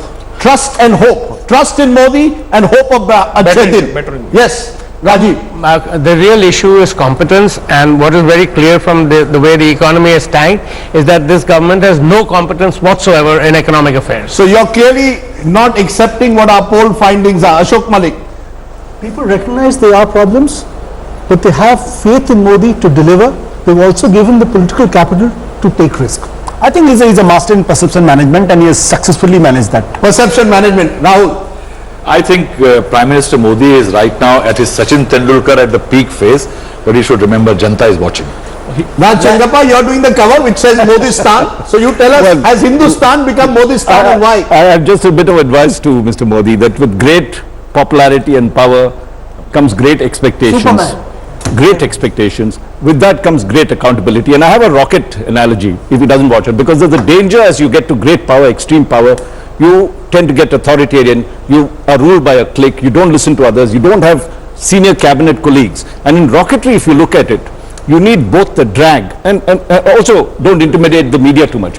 You need both a drag and a lift. You need a drag and a lift. Without the drag, when it takes off, a rocket takes off, the drag of gravity is there. If it ignored that, it will tumble.